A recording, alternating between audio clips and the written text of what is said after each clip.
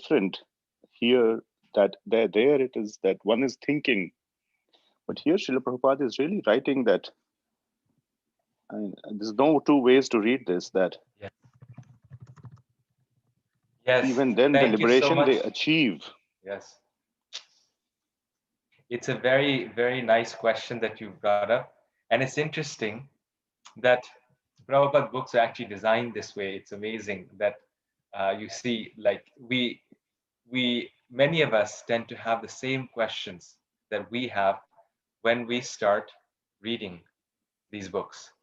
It's very amazing because, and just to demonstrate this, actually, I I'll show you something. I was going to start with this, and even before I knew you were going to ask this question, so here I'll share the slide here.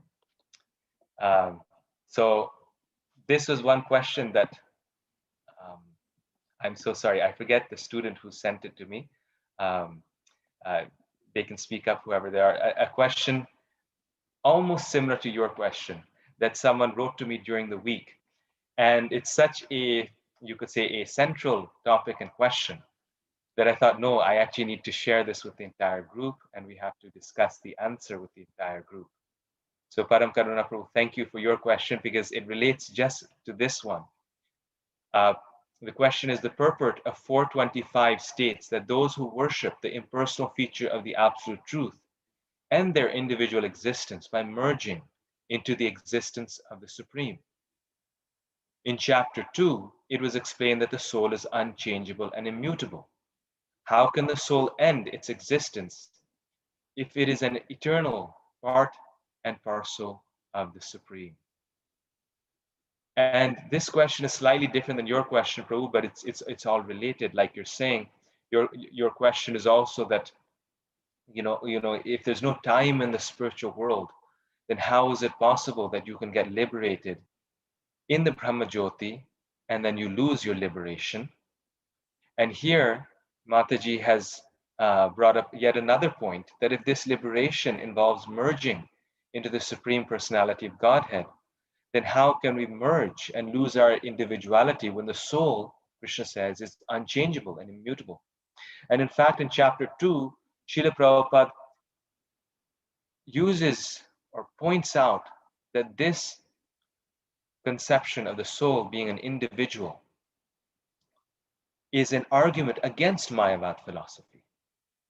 This Krishna's words again and again here, that the soul is eternal and unchangeable and insoluble, unbreakable, is an argument against impersonalist philosophy, Mayavad philosophy. So what is the answer? And the answer that Srila Prabhupada and the Acharyas and what I've understood overall to this question is that liberation that we have in terms of impersonal liberation, that liberation is actually imagined. It's not actually real.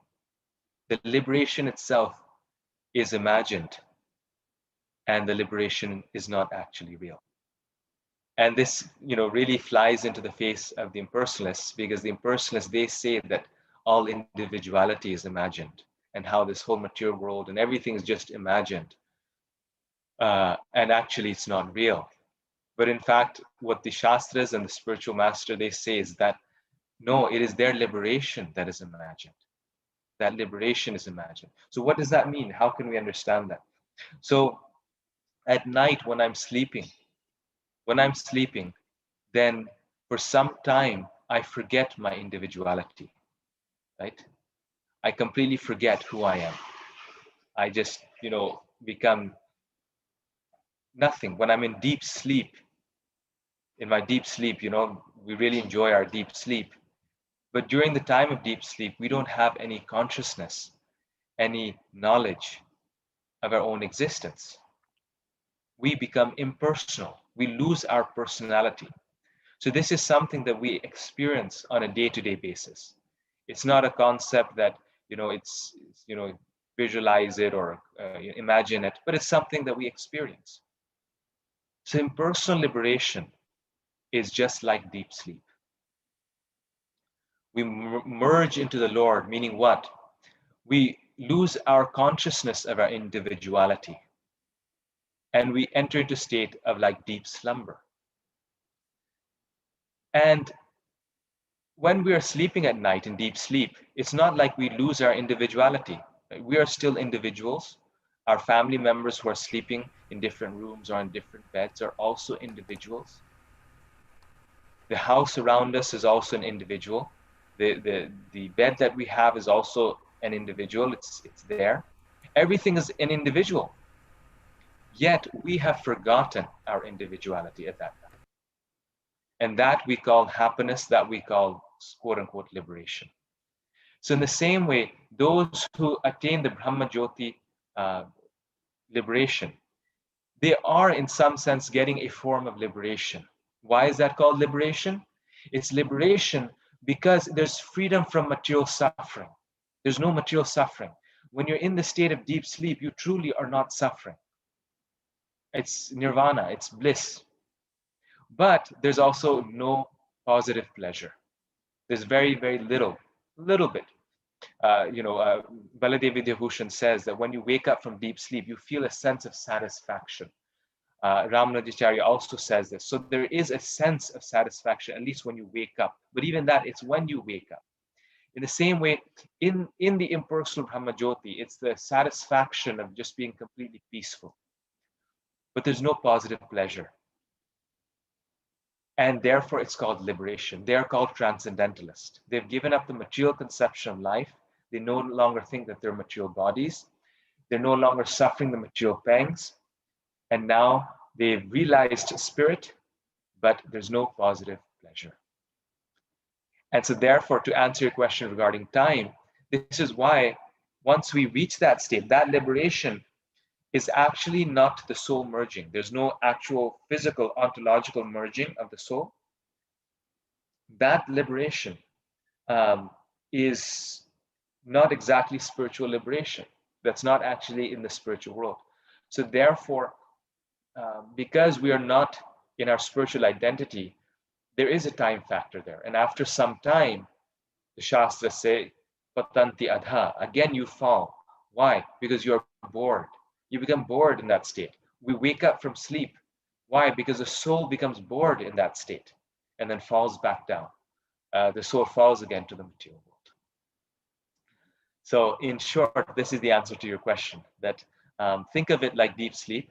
It's a state that a person reaches as a result of spiritual endeavor, but then falls down again, because there's no true transformation of the soul. The soul has actually not merged. It's still an individual soul. It just imagines. And temporary gains liberation. It is insoluble. It is, soul is its own individual, and then it comes back. Yes, like someone has said, it's like hibernation. So Prabhuji, this is the same. I mean, this is the same as the Sayujya liberation, the 5 types of liberation that are mentioned. Yes. So merging is not possible. Prabhupada says he says as a matter of fact, the soul cannot merge. Yeah. So my any question type is not of liberation. My question wasn't about merging at all, and he talks about like the aquatic going into the ocean rather than the river merging into the ocean. I get that part completely. So merging versus not versus it retaining its individuality is totally clear. Okay. My question was, how permanent is this? Because it seems that this Sayujya liberation or this impersonal liberation is also accepted by Srila Prabhupada, just like the impersonalists say. They say that it is the highest or the only state, whereas we know that this is there is a higher form of liberation, the Salokya, Yes. Samipya, and others. Yes. Yes. So, but my question was really about its permanence or impermanence, Yes. and the way you put it was nice, but you seem to make it sound like it is very highly probable that one will return. And no, yeah, I'm still struggling with the question about its permanence. Yeah, it's not just that it's probable. It is 100% certain that the soul will eventually return, because Prabhupada actually uses this language. He says the soul gets bored. We are pleasure-seeking beings, so we cannot handle not having happiness, not having pleasure. Eventually, we will become very miserable. It's against our nature, and so therefore it cannot be permanent. And your question, although it's about permanence, it is related to the question of merging. The reason being is because like Prabhupada here in the section that you quoted, he's saying the impersonalists and the yogis attain liberation only after much trouble and after many, many births. Even then, the liberation they achieve, merging into the impersonal Brahma Jyoti of the Lord, is only partial, and there's the risk of returning to this material world. So, so it involves the idea of merging, which is not factual. That's the point that is being made here. And because it's not factual, it cannot be eternal. That and it's a very key point. Something that is not true or factual cannot be eternal. It's simply imagined. It's a liberation. The merging is something that we think we have attained, but really one can never be the Lord. One can never merge into the Lord. Okay, good. Thank you so much. Thank you. Very nice question. Very good point. Hare Krishna, Prabhuji. Hare Krishna. Can I ask in continuation with this question only, that the impersonalists get liberation, and the devotees like what do we call Ajamil and Ajamil, and they have and Gajendra, they went to the Vaikuntha, but so in both the situations, the soul definitely returns after enjoying there, right? Only the devotees of Krishna get that go into the situation where they get to go to the abode of Krishna, Goloka, and they never return. Is that correct? Who are the two examples you gave? Gajendra and? Gajendra and Ajamil, I believe they were devotees, so Yes. but they went to the Vaikuntha, right? So yes. So those devotees, they received. I mean, I'm not aware of Gajendra. Gajendra was king in the Dumna in his past life, and then he got cursed, so he became an elephant. And then when he prays to the Lord and Lord Vishnu comes to save him, he goes to Vaikuntha, and his liberation is not impersonal. So when you go to Vaikuntha, that is also eternal. Now, some acharyas and saints, they say that from Vaikuntha, you can go to Krishna's abode. You can actually gain a promotion. But that's quite rare because the person is completely happy there. Or one may serve in both places. There's a whole discussion around that, which truly there's no final answer to that, because that I know, because this has to do with the spiritual world. It's far beyond my understanding. So in terms of Gajendra, he got Vaikuntha. He got one of the four Sarupya liberation. In the case of Ajamil, he received another chance where he gets to go to Haridwar, and there he performs austerities, and then the Vishnu Dutas again come back and they take him back to the spiritual world. So in both of these cases, they were not impersonalists. Once they achieved liberation, be it Vaikuntha or Golok Vrindavan, they achieved eternal liberation. The only liberation that is not eternal is this Sayujya Mukti, the personal liberation where one merges, quote unquote. One cannot actually merge, but one merges into the effulgence of the Lord. There's a question in the chat by Indu Mataji, I think, that where does the soul go in the impersonal liberation if it's not eternal?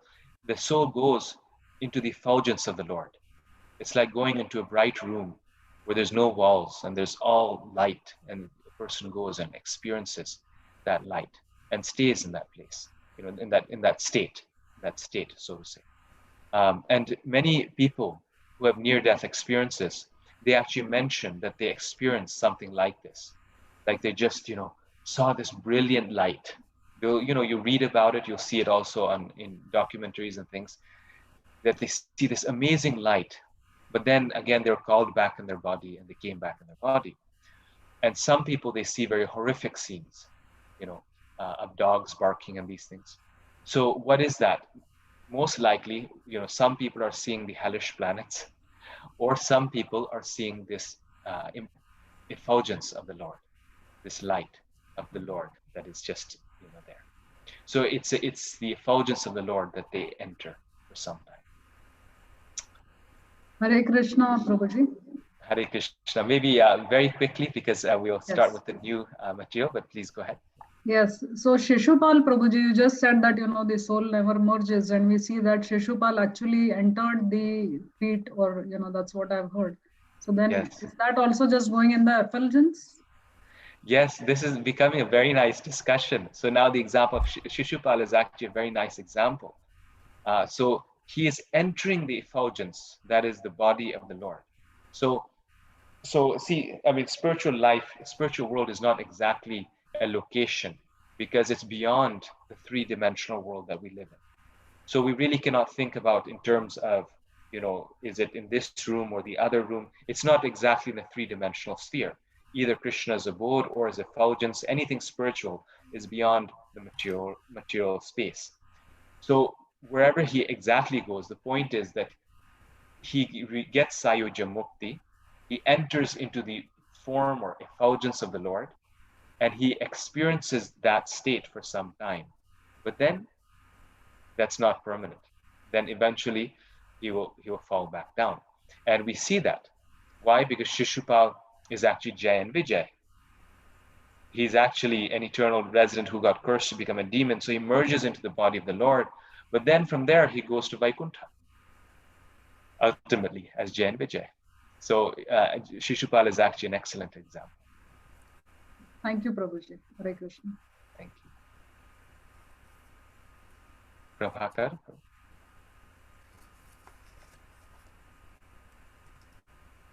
Okay, anyone else have questions? All right, so we will begin now with the new material. This is very nice. This is actually very important to discuss what we just discussed, because one of the themes of the Bhagavad Gita and Srila Prabhupada's purports is debating and disputing Mayavad philosophy. And we actually haven't done much of that. So today was very much on that point, that this is why impersonal liberation is actually very insufficient. It actually is not even factual. That is explained here in this discussion that we just had.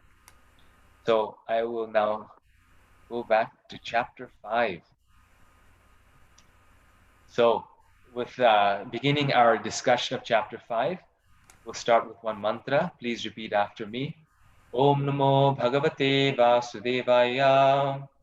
Om Namo Bhagavate Vasudevaya. Om Namo Bhagavate Vasudevaya. Om Namo Bhagavate Vasudevaya. Om Namo Bhagavate Vasudevaya. Om Namo Bhagavate Vasudevaya. And I should quickly mention that all the demons, they get Sayuja Mukti. So any person who worships the Lord, thinks of the Lord, and while thinking of the Lord dies, but does so in an inimical way, a way that is hostile to the Lord, will get impersonal liberation. And that's why their liberation is so different than the devotee's liberation, because it's a temporary liberation.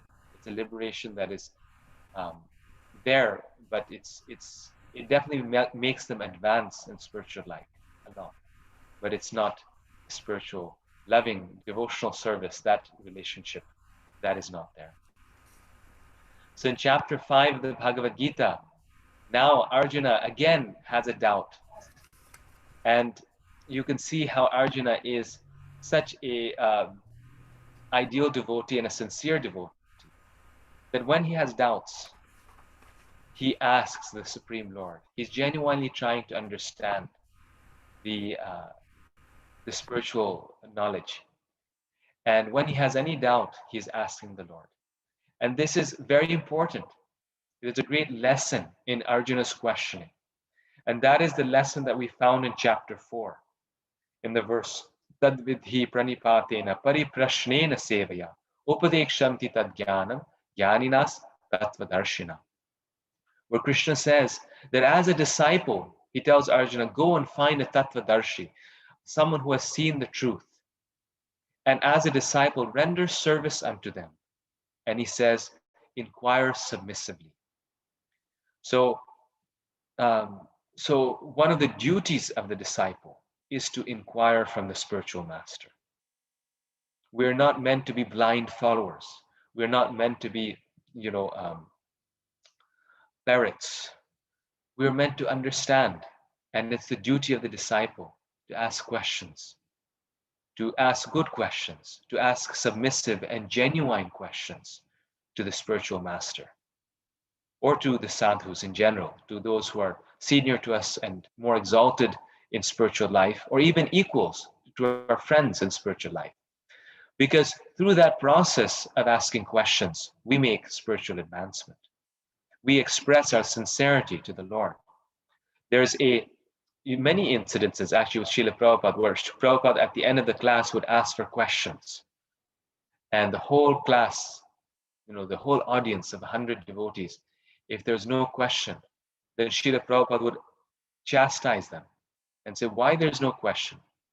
This means you're not thinking. You're not actually taking Krishna consciousness seriously. This means you're not imbibing it and trying to understand it. So, like this, Srila Prabhupada said that asking questions is a sign of intelligence and sincerity. And so Jayapataka Maharaj, he actually says, he gives his own personal experience in this, and many devotees have heard this from him. He said that, therefore, during the time of Srila Prabhupada, he said, I would always prepare a question for Srila Prabhupada to ask him after the class. Because Srila Prabhupada instructed us. He said, this was one of the instructions I received from Srila Prabhupada, and that was to ask questions, and genuine questions. So he said that every class I would ask Srila Prabhupada a question when he was present for a class, and if he had the opportunity to. So Prabhupada encouraged questions because our philosophy is not blind following. And here, because Arjuna is the ideal disciple, you see that indeed he is asking very good questions, and not just once, but he is clarifying even twice to make sure that he's understood the answer. Like some of you had said just now, you had said that, I've asked this question before, but I want to clarify it further. It's also a fact that sometimes our questions are not answered, or even if they are answered, we don't understand it in one sitting. We have to ask it again. So this is the second time Arjuna is asking the same question. And that question is this. Arjuna vacha sannyasam karmanam Krishna punar yogam cha sasi yat shreya etayor ekam tanme bruhi sunishchitam. Arjuna said, O Krishna, first of all, you ask me to renounce work. And then again, you recommend work with devotion. Now will you kindly tell me, definitely, which of the two is more beneficial? So Arjuna is saying, first of all, you told me to renounce work. And then again, you recommend work with devotion. Now will you kindly tell me, definitely, which of the two is more beneficial? Arjuna needs to so deeply understand this point, because after this conversation, he has to fight in this battle where all of his relatives and friends will die. So he cannot afford to have any doubt or any misunderstanding. Why is this question come up? Because in chapter 4, what is the title of chapter 4? Jnana Yoga. Chapter 4, Krishna he's glorifying transcendental knowledge. He's telling Arjuna how great this spiritual knowledge is. And when you are perfectly self-realized, Krishna says you have no duty to perform. Right? We read that last time. We said that one who's a pure devotee of the Lord, who's perfectly self-realized, that person is beyond varnashram. That person is beyond all the duties of this world. They only act out of spontaneous, loving service to the Lord. And they may do their duties. They do their duties to set an example for others, but they don't have to. They are, self-realized. But then, in the last verse of chapter 4, Krishna tells Arjun, no, you go and fight. Now, with this knowledge, with the knowledge that I've given you, go and fight. So Arjuna is now confused. He's thinking, what is this? First, Krishna said, he was giving me a way out. He said, finally, I'm hearing what I want to hear. Just like in Krishna consciousness, this also happens to us. We don't want to hear that instruction from our spiritual master or from a devotee. And we feel happy when we are, justified. And so Arjuna is feeling this way. And then at the end, Arjuna again hears that Krishna is telling him to fight. So how to resolve this contradiction? That is his question. Why should I fight, O Krishna, if I can renounce work? And then Krishna responds to this question. Krishna mentions in these next 5 verses that there are 2 paths leading to the supreme goal. One is the path of work in devotion, which is karma yoga. We've discussed this. And the other path is renouncing work, or the path of detachment.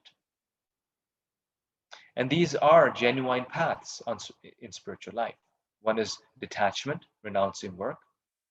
So these are, the sages, the yogis, they give up the world and they go to the forest. A very popular, very common process. And the other is whatever work you are doing, your own work, offer it to the Lord. Work with devotion. So these are the 2 paths. The renouncing work is called Sankhya Yoga, and work in devotion is Karma Yoga. And Krishna says that both of them actually lead to the same goal. And one who says that they are different is actually one who is in ignorance, is not in knowledge. Both are equal in the sense that both are means to the same goal. However, Krishna says, working with detachment. So working in the spirit of service to the Lord and working with detachment is easier and superior than renouncing work. So when we work for the service of the Lord, we are also practicing detachment because we're not working for ourselves. We're offering the result to Krishna. We're offering our work to Krishna. But that detachment is easier, and that work and that process is easier than simply renouncing work altogether. So very key point here, 2 points here that Krishna is mentioning, and please note that. These are genuine paths. We should not say that bhakti is the only path. We have to recognize that, like the Mayavadis and the Buddhists and even many personalists, they choose this path of renunciation, and it is genuine, but it's very, very troublesome. And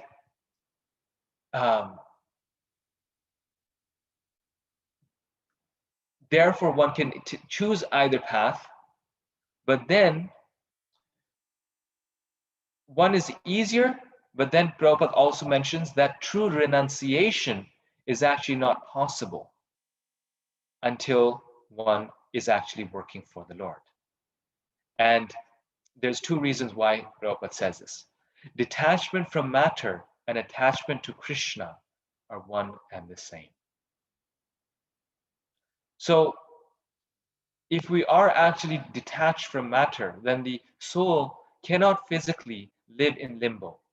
There's no neutral state the soul can live in. It's like saying, I will leave this room. But if I leave this room, I will always go into another room. You cannot really leave. There's always a place where you will be. So the people who are practicing the path of renunciation, of detachment, truly that detachment is the same as working in devotion for Krishna. attachment to Krishna.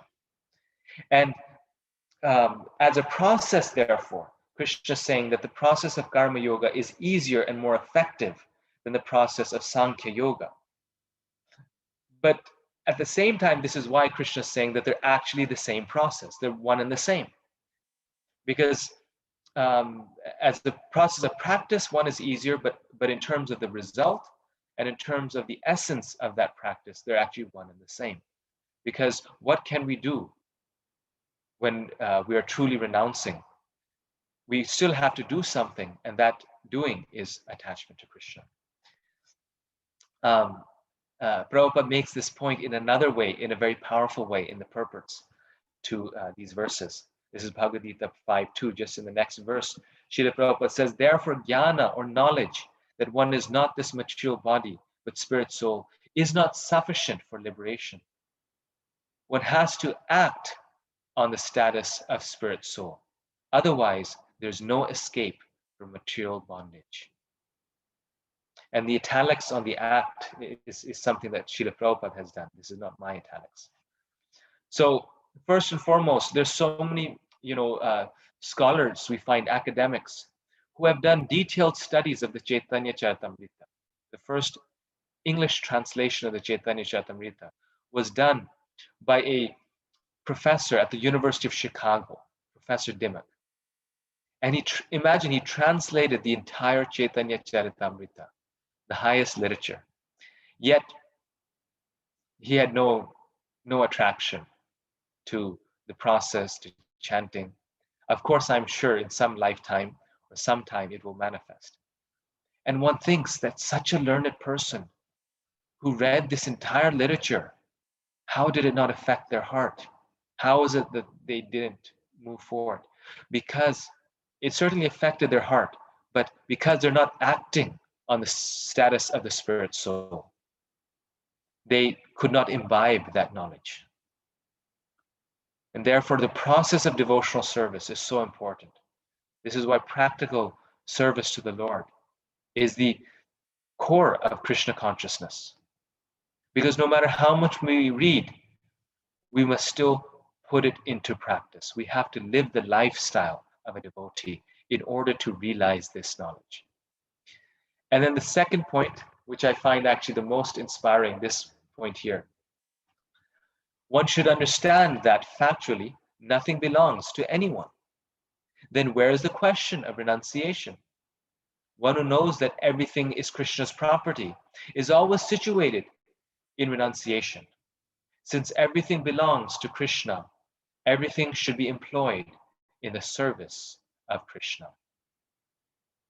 So this second point, it goes back to our previous slide, where Prabhupada is making such a nice point. He's saying that how can we renounce anything when nothing belongs to us? In fact, nothing belongs to us, so we have nothing to renounce. And everything belongs to Krishna. And therefore, true renunciation means engaging everything in the service of Krishna, yukta vairagya. Because the fact is that we will still have our body. We cannot renounce our body. We will still have our hut or our house, whatever we have. So true renunciation is actually engaging everything in Krishna service. And that is bhakti yoga. That is karma yoga. So really, renunciation or the path of detachment is not even possible completely, because we cannot completely renounce anything, and we have nothing to renounce. There's nothing that we have to renounce. And true renunciation means us seeing its relationship with Krishna. That is yukta vairagya. That is actual vairagya, when we simply see its relationship with the right person. It's like Prabhupada says, renunciation means that a person goes to the Ganges and he takes the water of the Ganges and he takes that water and he offers it to the Ganga. So in historic times, there were no taps or pipes. So the only source of water, pretty much, were the rivers. So Ganga itself was water. And when one worshipped the Ganga, the process of worshiping Ganga was to offer her water. But the only water that's there is the Ganga's water. And therefore, one would take the Ganges water and offer it back to her, even though the water is already with her. In the same way, renunciation means taking what is Krishna's and offering it back to Krishna. And it's really a state of mind, because we see its connection with the Lord. So now the question is, what is Sankhya Yoga? We've established that factually we cannot, factually it's actually the same thing as Karma Yoga. But as far as the process goes, what is Sankhya Yoga? And I'd like to talk to you about that. So I'm going to share a different screen.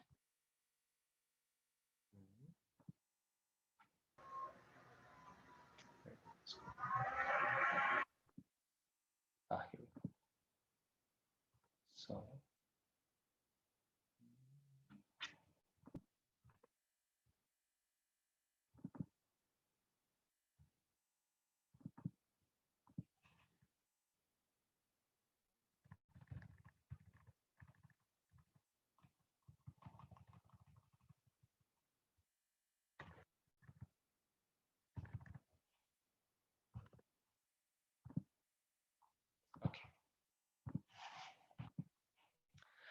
So, in the Srimad Bhagavatam, you find a very detailed description of Sankhya.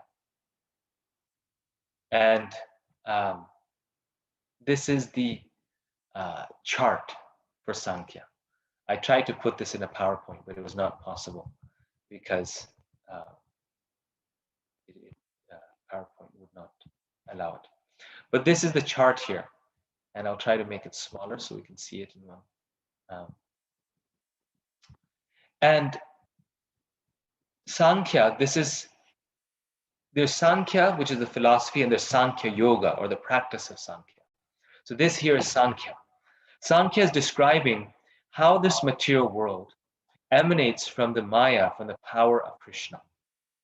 How does it actually emanate? What are the fundamental building blocks of this material world? Just like in our modern chemistry and physics, we have the periodic table of elements, which are like 100 different elements. And then we have atomism, which tells that there's all these elements and they all are different atoms and they form the different molecules and different parts of this world. In the same way, Sankhya is the Vedic chemistry. It's telling us, how does this world actually manifest? And so this is the Sankhya story. It's the story of creation, the story of life. Everything emanates from the Lord, who is Vishnu, Brahman, Ishvara. He is the supreme Purusha, the supreme person. And the eternal emanations from the supreme Lord, the supreme Purusha, are the jivas. They are the collection of Purushas. And they are eternal.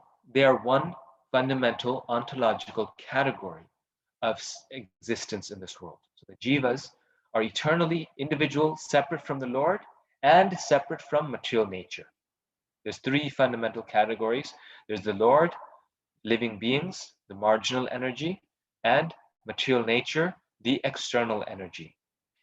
And that material nature of the Lord is the Lord's Maya.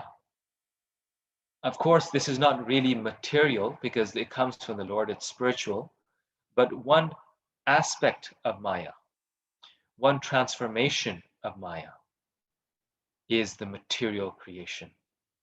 And that power of Maya manifests into Prakriti.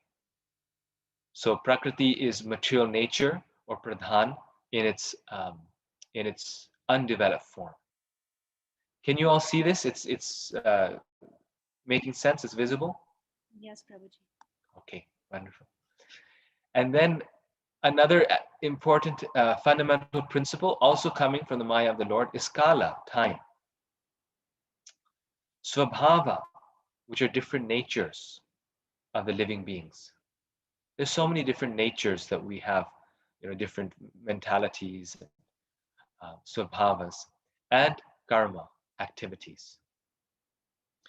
So these are some of the initial, you could say, evolutes of Maya.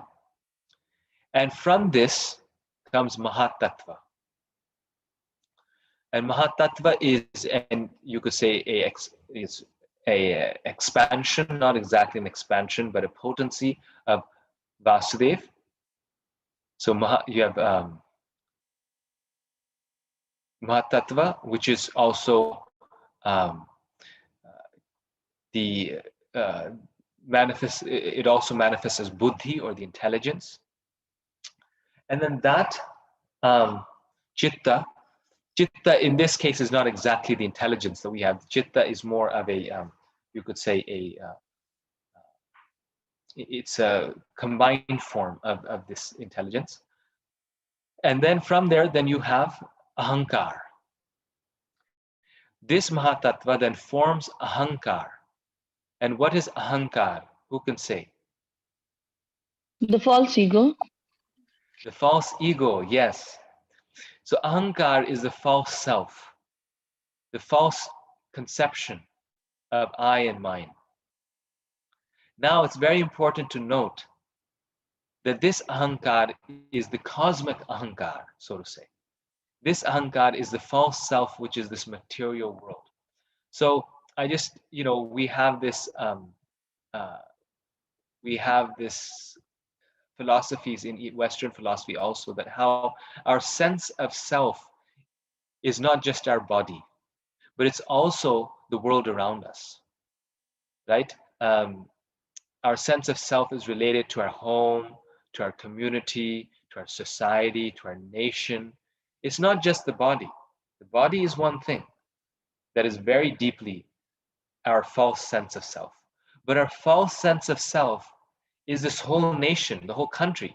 I am an American, and I live in Evansville, Indiana, and I am, Professor such and such, and I am, Brown, and I am also part of the Indian community.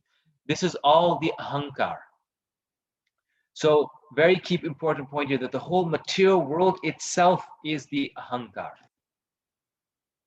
And this cosmic energy of ahankar, which is one of the energies of the Lord, it is one of the transformations of the Maya Shakti of the Lord, is the ahankar Shakti. This universal ahankar Shakti then manifests as the individual ahankars of each individual person. So then I have my own individual ahankar of me being this particular body. But all of this whole material world is ahankar. It's the false self. It's the false world. And that's what we identify with. And from this ahankar come three shaktis. One is the jnana shakti, which is the shakti of you could say knowledge, the knowledge gaining power. Every child has this. Every person has this jnana shakti. They start to understand things. It's so amazing with children. You see them, they're like crawling and all these things. That they're not crawling. They're just like this. And all of a sudden, they'll start, they're sitting. Yeah, they're sitting. That's what I was thinking. And all of a sudden, they'll start moving forward like this, because they get some knowledge from inside that I should try to walk on four legs. So they're sitting, but they start to tumble over. And then once they're on the floor, then they start moving their legs. It's who tells them? They don't understand language at that time. Their mother never tells them to do this. From within their heart, they're getting this knowledge. The Lord, as Paramatma, is guiding them. So Jnana Shakti is there. And that's made of Sattva Gun. So as you may have heard, Maya is Gunamayi. Maya is Gunamayi, meaning Maya is composed of the three gunas. And from the three gunas, all the varieties of this world manifest. These three things, the transformations of these three things, manifest all the varieties of this world. In the same way, just like the fundamental elements of the periodic table, the combinations of those elements manifest all the varieties of this world. Most fundamentally, these three things, the three gunas, manifest all the varieties of this material world. But the key point here is that these gunas are not things, they're not substances, nor are they just qualities, which we sometimes think, oh, the gunas are qualities. No, they're actually the things of this world, but they're more than that. They are powers, they are Shaktis. They are Shaktis. The gunas themselves are also Shaktis. So Maya Shakti produces then Ahankar, and Ahankar, from that comes these three Shaktis, Sattva, Rajas, and Tamas. And this is the material Sattva Shakti. And this Shakti manifests the elements of this world and the qualities of this world associated with goodness. So you have the Sattvika Ahankar.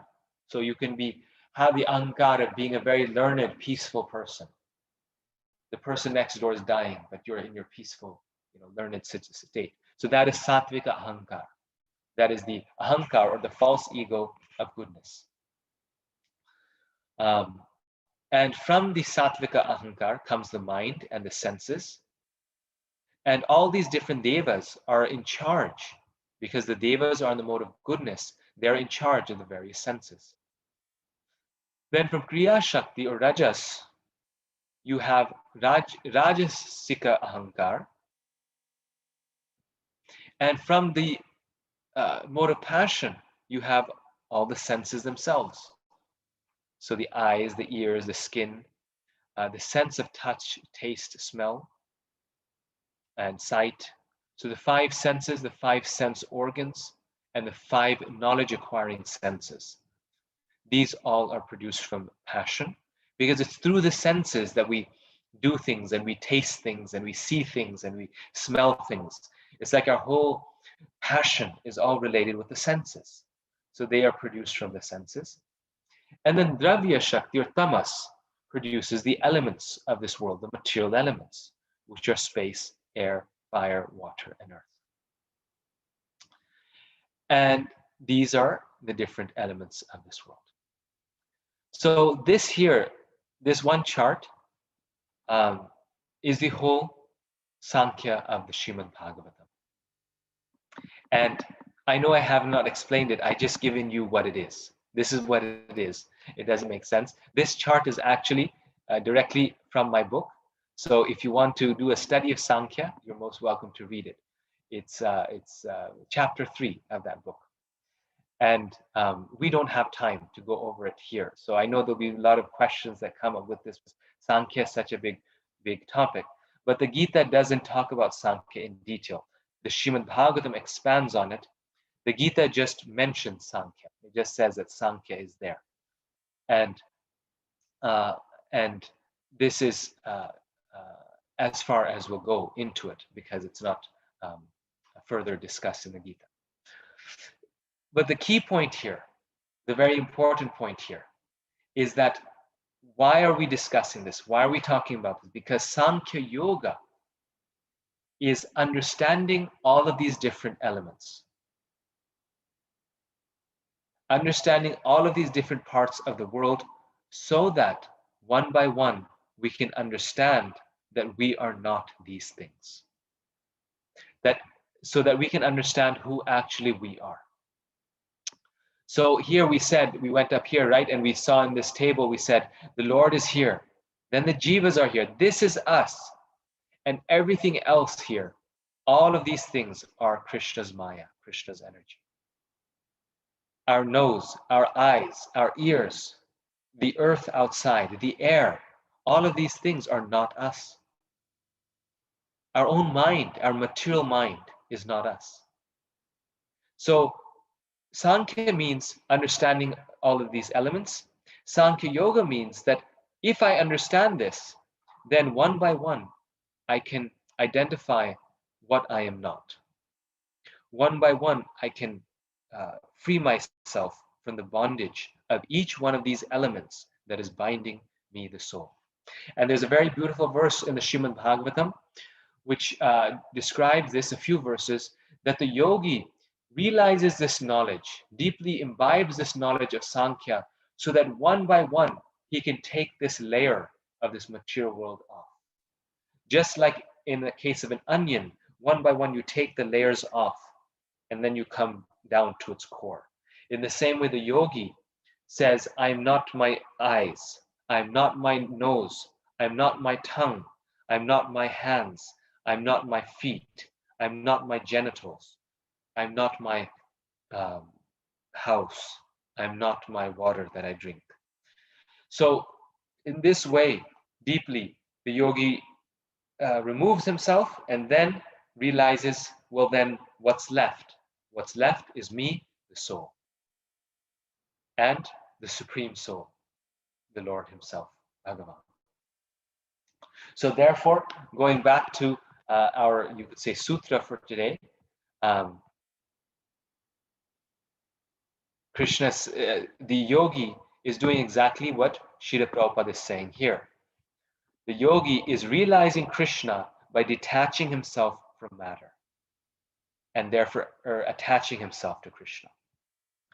This is why the Bhagavatam spends so much time in so many places to go in such depth with Sankhya. You would wonder, why would the Srimad Bhagavatam be concerned about the material world when the whole point of this philosophy is to transcend it? The reason why the Bhagavatam is concerned is because then we know what we aren't. And the yogi practices this path. And we also, the relevant part of it is that we also should understand this philosophy and then realize how separate we are from this. This whole material world is just the ahankar, it's the false self. Okay, so now, next section. It says that Krishna then, after telling us this knowledge, Krishna says, well, then how do you perform karma yoga? I just mentioned to you how this path is the path of action, right? So this is the path of simply armchair philosophy is not enough. But armchair philosophy has to be transformed into day-to-day activities. And we find this in every chapter of the Gita. It's so amazing that then Krishna immediately comes down to the practical side. How does the devotee lead his life? And this is something I'm sure all of you are also noticing. Chapter by chapter, chapter after chapter, Krishna is describing the qualities of a great person, the qualities of a devotee. Imbibe these qualities. This is how you actually live your life. So one performing Nishkam Karma Yoga identifies neither with his body nor the activities that his body performs. By his detached actions, he is free from the reactions of his activities.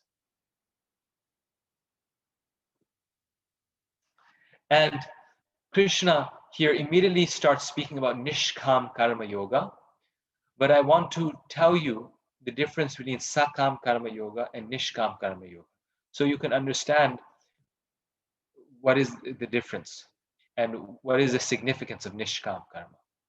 So Karma Yoga means offering our activities to Krishna.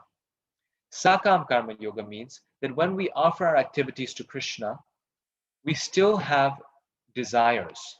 We are still enjoying part of the result, and we're offering part of the result to Krishna. Nishkam Karma Yoga is when we have no personal desires, and we are acting only for Krishna. I just have to plug in my laptop 1 second.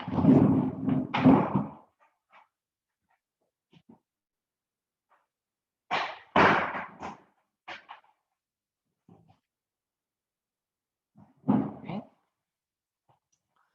So this is better. Nishkam Karma Yoga is the stage where we're simply acting for the Lord without any fruit of desires. Now, the first stage and the stage that most of us are on is Sakam Karma Yoga, which is regulated sense enjoyment. And this is precisely, generally, the path of household life, regulated sense enjoyment. And why is this path of regulated sense enjoyment so important? Acting for Krishna, offering the results of our activities for Krishna, even if we have our own desires. It's very, very important that we enjoy in this way, because gradually what happens is that as we enjoy in this material world in a regulated way, while at the same time serving Krishna, we start to realize that the things that are giving us pleasure in this world are our service to Krishna, are the spiritual things that we do, like reading Prabhupada's books, like we're doing in this class. These are the things that give me pleasure. And my material things, the material activities that I do, don't give me much pleasure. They are always frustrating, and someone always ends up being unhappy. And they don't give me pleasure. Now, if we just enjoy and there's no service to Krishna and it's not regulated, then we'll never come to that realization. We'll never come to that point. Or, we won't come to it until we start serving Krishna, because we'll just be enjoying material life and trying to eat the fruits, the bitter and sweet fruits of that material activity. But when we're also doing service to Krishna, then gradually our mind, our senses, our intelligence will realize that no, this is more pleasurable. And our spiritual part will start increasing, and the material part will start decreasing.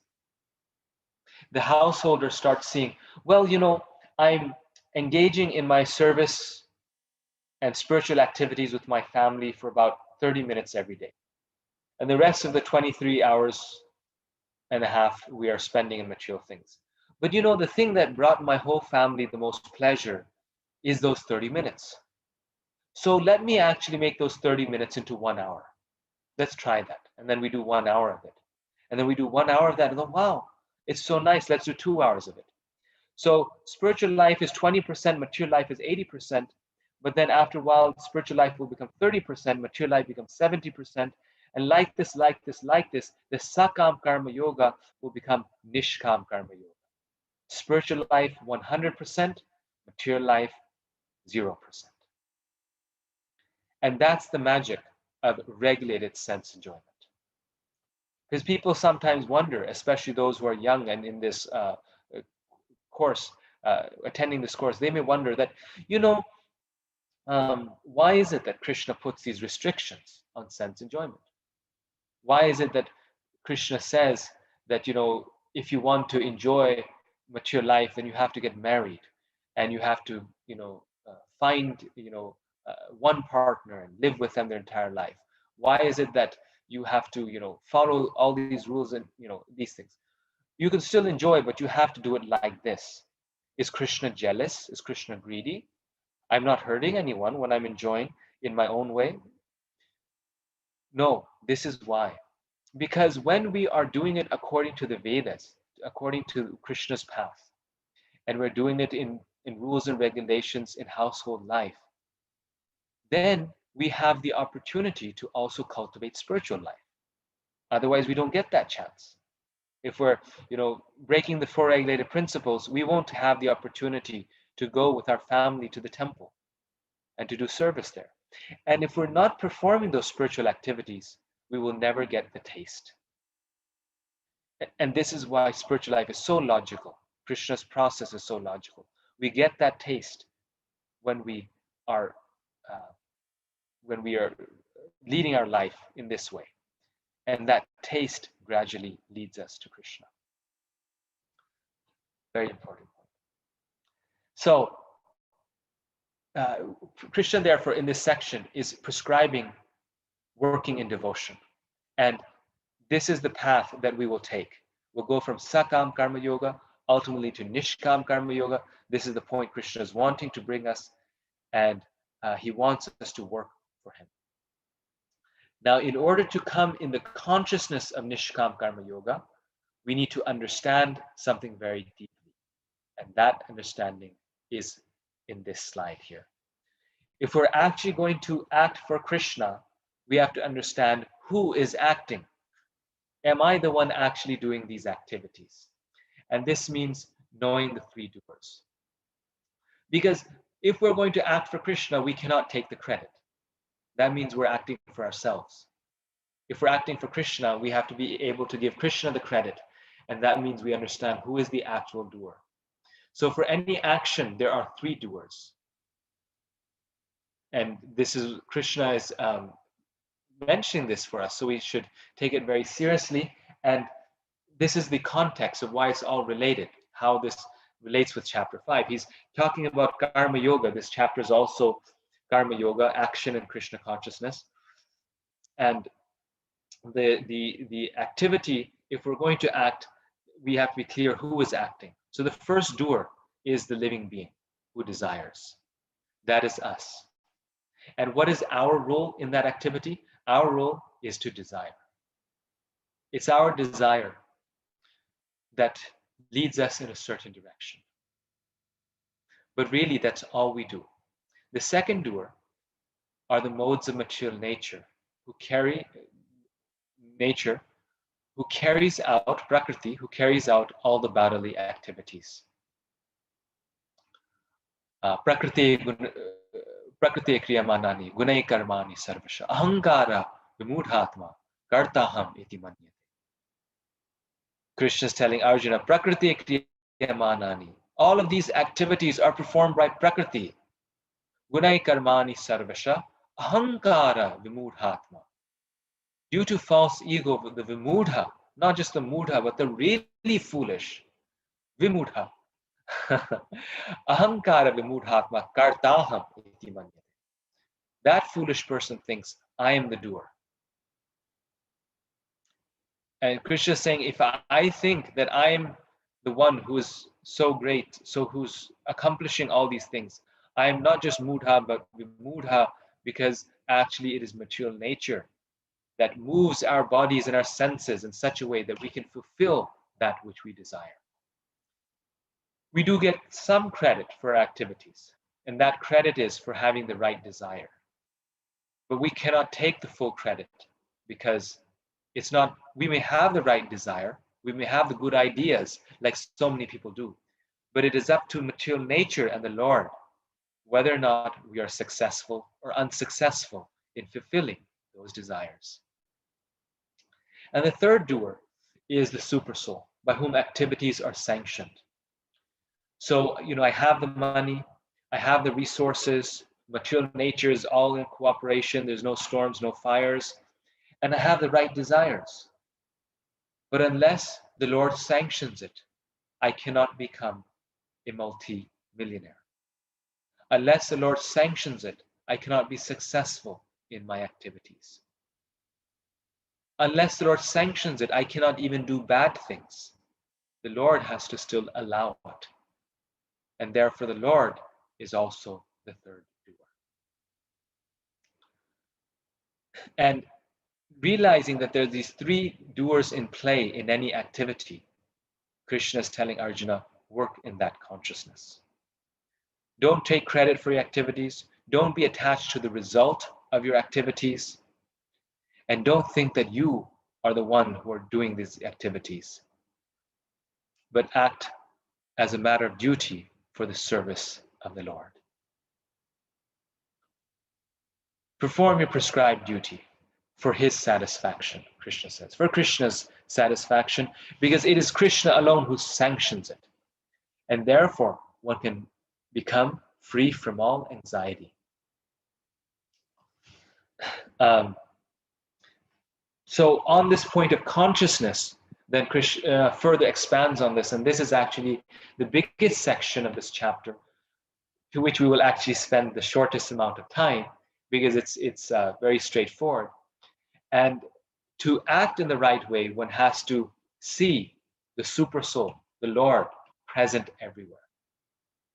And one has to offer the results of one's activities to the supersoul. One who in knowledge fixes his consciousness on the supersoul in devotion and remains equipoised, attains liberation in the near future. Krishna is saying this. And here in this section, you find so many of the famous verses of the Gita, which talk about having the right vision. We can only act in this world as Nishkam Karma Yogis if we have the vision of the humble sage. Vidya Vinaya Sampanne Brahmane Gavihastini Shuni Chaiva Shrupakecha Pandita Samadarshina. And I'm sure so many of you have seen this image in the Bhagavad Gita, the humble sage, by virtue of true knowledge, sees with equal vision a learned and gentle Brahmana, a cow, an elephant, a dog, and a dog eater, an outcast. This is the ultimate non-discriminatory statement, the ultimate diversity, equity, and inclusion statement, the ultimate anti-racist statement that we find. That this humble sage sees everyone equally, not just even human beings. Modern, modern movements of equality focus on human beings. But even the elephants, the cows, the dogs, the plants, the trees, the sage sees with equal vision because they see the soul and the super soul present within every body. And because they have that vision, they can work in that consciousness. And this picture says it all. Text 21 and 22. Such a liberated person is not attracted to material sense pleasure, but is always in trance, enjoying the pleasure within. In this way, the self-realized person enjoys unlimited happiness, for he concentrates on the Supreme.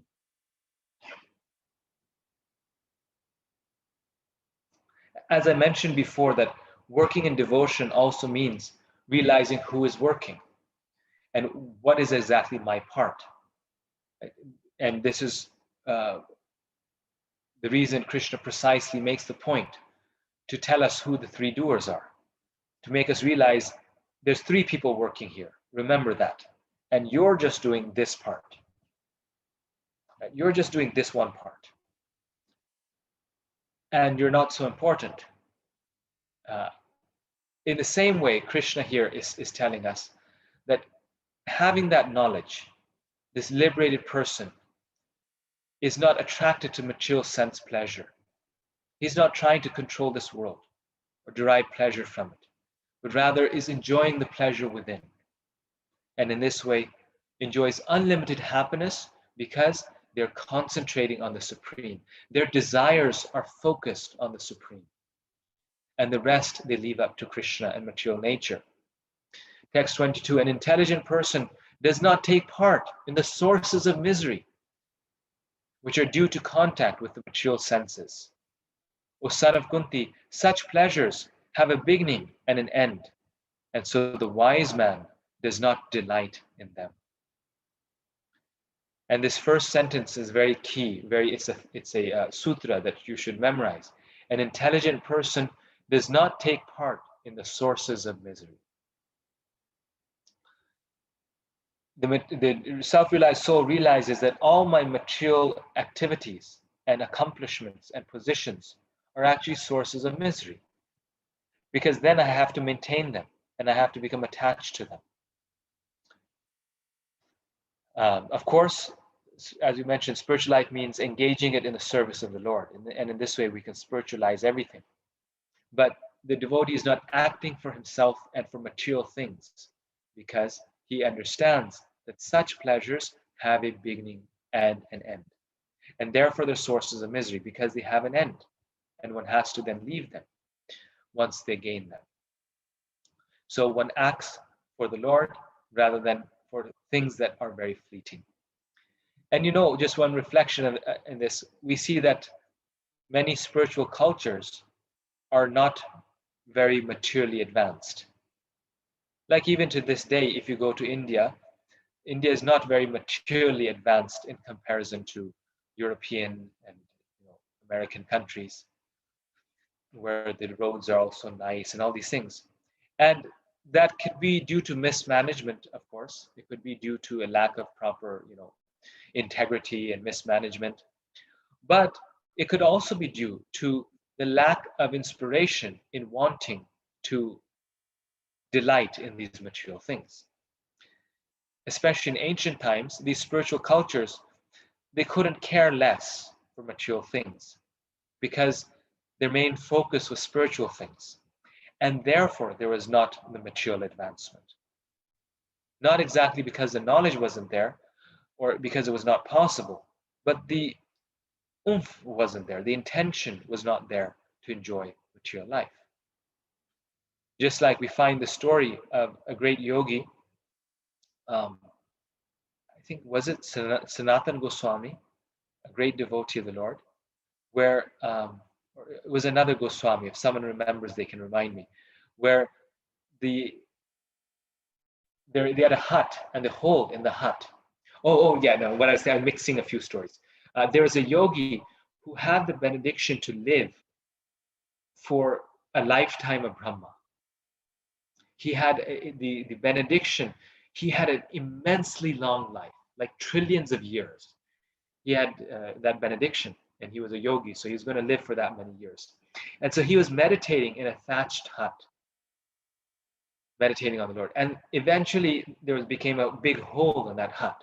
Something hit it, and some rain or something, it fell down. And so then he is sitting in his hut. The hut broke, and the nearby villagers, they knew that this is a very great sage. He's a very great yogi. And they came to him, and they said, Yogiji, can I please help put your hut back into order? I can, put the straws back on, and we can fix it for you so your meditation is undisturbed. But the yogi was sitting there with an umbrella. He's, they're sitting with the umbrella and doing this chanting. And the yogi tells them, no, don't fix this hut. And they said, why? You're going to meditate here for such a long time. For such a long, time you're going to be, present here. You'll have a nice place to do your worship and, a nice ashram. Let me do it. And the yogi replies, don't fix the hut. Please don't. I'm just here for a very short period of time. Only a few trillion years. And so that's why it's not worth your time. It's a waste of time to fix this hut. So what a stark realization, what a deep realization. So many of us, we have homes and things, and we think, let me just build a home, because then me and my family, we can just live there peacefully, and we can practice spiritual life. But we forget, and this realization is coming to me very recently. I'm speaking here for myself, that we don't realize that in that home, we'll be there for such a short period of time. And just that little home that we make, we think, well, just a one-time effort, just put a lot of effort in it. Maybe I can skip my rounds for a few days because we're trying to, build or buy this home. It's so important. And then after that, I'll be steady, and then I'll really practice spiritual life. But this yogi did not even want to waste that time, because the realization was, I'm going to live in this home for such a short period of time. What is the use? What is the use of trying to build it and make it so beautiful, and this and this and that? So therefore, as we read in chapter 4, the devotee of the Lord acts only for the bare necessities of life.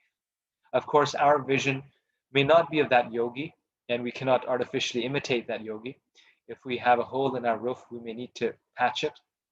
But the realization should be there that I'm not going to waste any extra time, because it seems as though I'm going to live here for eternity.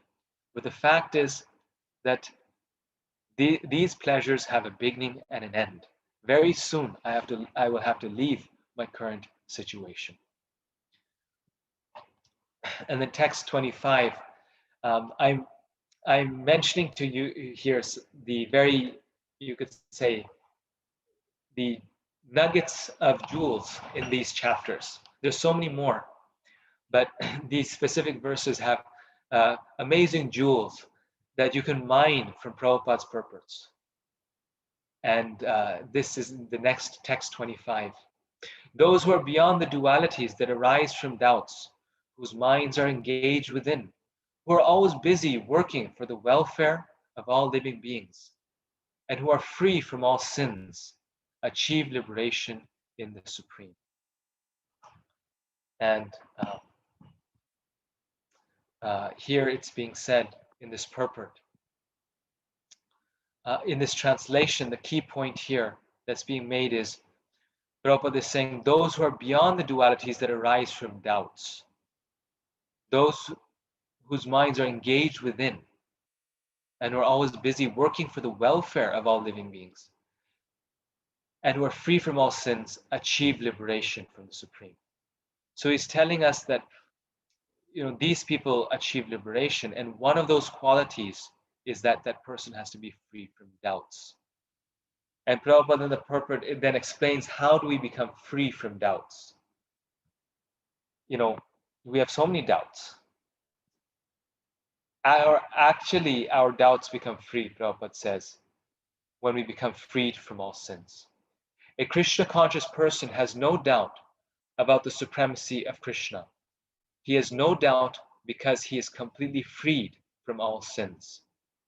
This is the state of divine love. Here I'm reading the last three sentences. This is the state of divine love. How profound Prabhupada's words are. Sometimes when we read it in a purport, we miss the beauty of the sentence. But Prabhupada here is saying this is the state of divine love.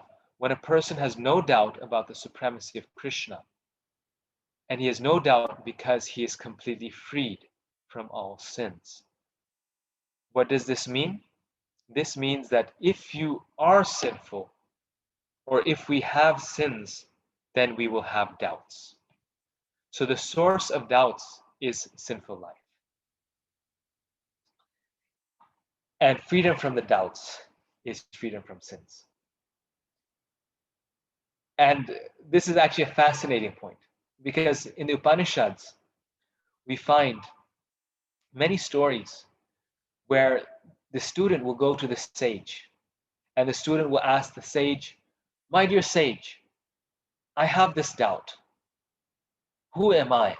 What is Brahman? And oh sage, can you please give me the answer?"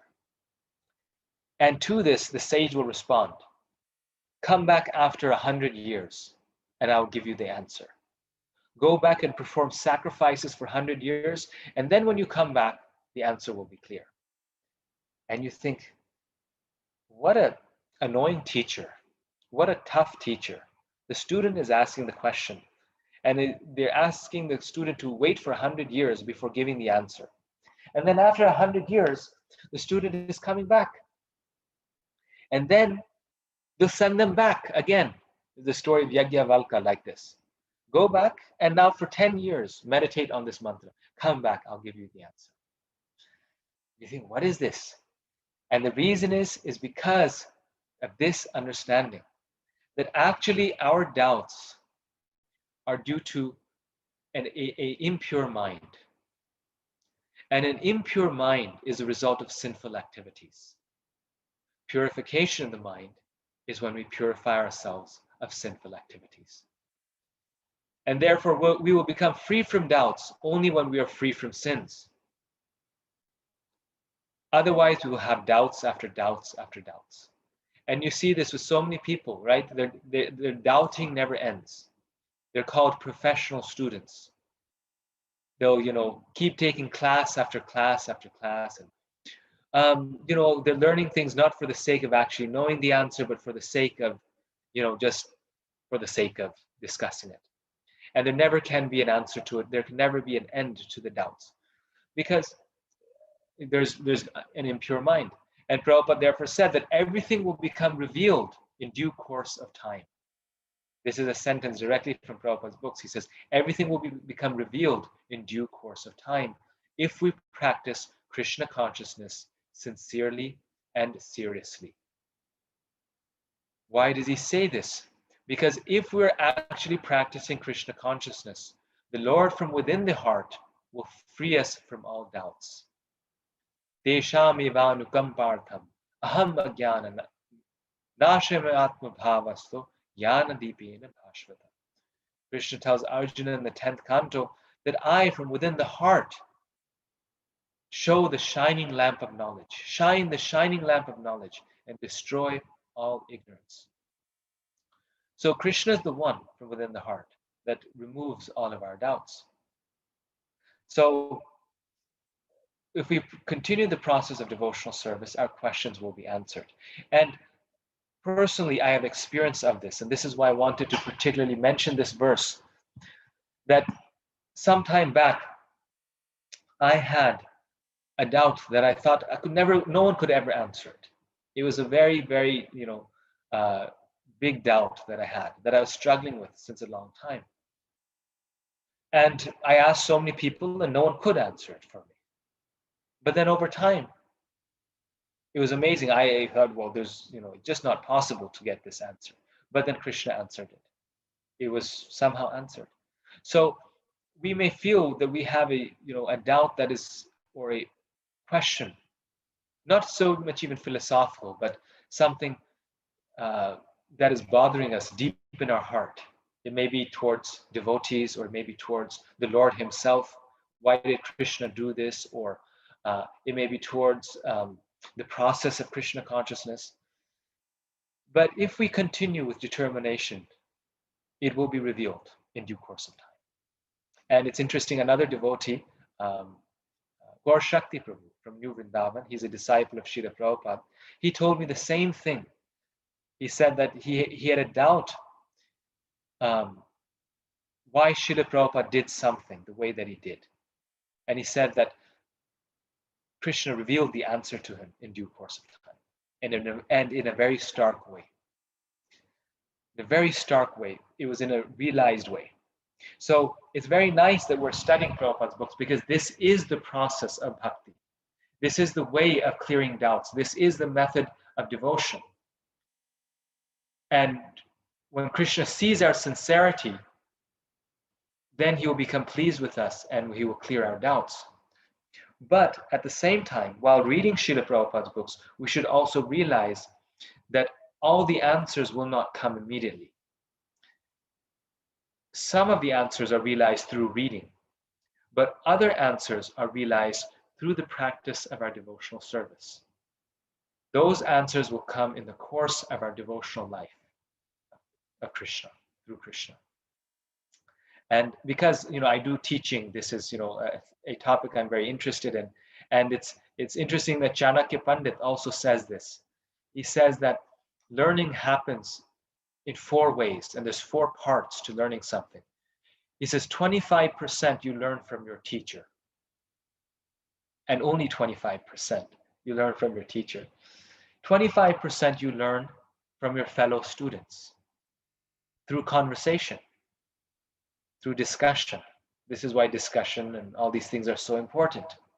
Something that the online forum misses out. When I took Bhakti Shastri, I took it in person, and it was so enjoyable. We would sit and talk about these things with the other students. And so I encourage you to make discussion groups, talk with other students, memorize verses together as much as possible. One of the best places to do Bhakti Shastri is in Mayapur. You can do it for a second time there. So that's 50%. The next 25% is understood, Chanakya Pandit said, through one's own study. So as they say, you have to put your nose to the textbook, right? We have to put in the hard work. We just can't come to class and say, I'll understand. You read the purports. Relish the beauty of the purports. Relish the beauty of Prabhupada's words. So 25% is through your own effort. And there's no replacement for that. And then the remaining 25%, Chanakya Pandit says, is understood over the course of one's own experience through life. And that 25% is learned outside of the classroom and over the course of time. And this is what we're learning here also, that the ultimate 25% we will only learn if we are leading the life that the Gita is teaching. If our own life is purified, if there's purification in our existence. One cannot be eating meat and smoking a cigarette and expect to understand the message of the Bhagavad. And this is why many of you have asked, right? Some of you, have asked. This is why in the BIG requirement. The requirement is one has to be following the 4 regulated principles and chanting 16 rounds every day. It seems like, why would they make this requirement? They do so because until you're practicing, you won't understand it. And this is part of the course. Understanding is part of the course. So it's actually for academic reasons that they're doing it, spiritual academic reasons. And we mentioned how anyone can attend the class, but to take the exam, one has to be on that level. And that's freedom from the life of sinful activities. And I think I'm pretty, last slide is here. These verses are very key verses. They have very key points, so I especially noted these. You can read them in your own time. A person in full Krishna consciousness attains liberation from the pangs of material miseries. Particularly, that person becomes peaceful. And text 512 is an amazing verse, an amazing purport. If I had more time, I would have read it in class, but please make a special note to read this. And text 529, this is famously known as the Bhagavad Gita's peace formula. And this one I will just quickly discuss here.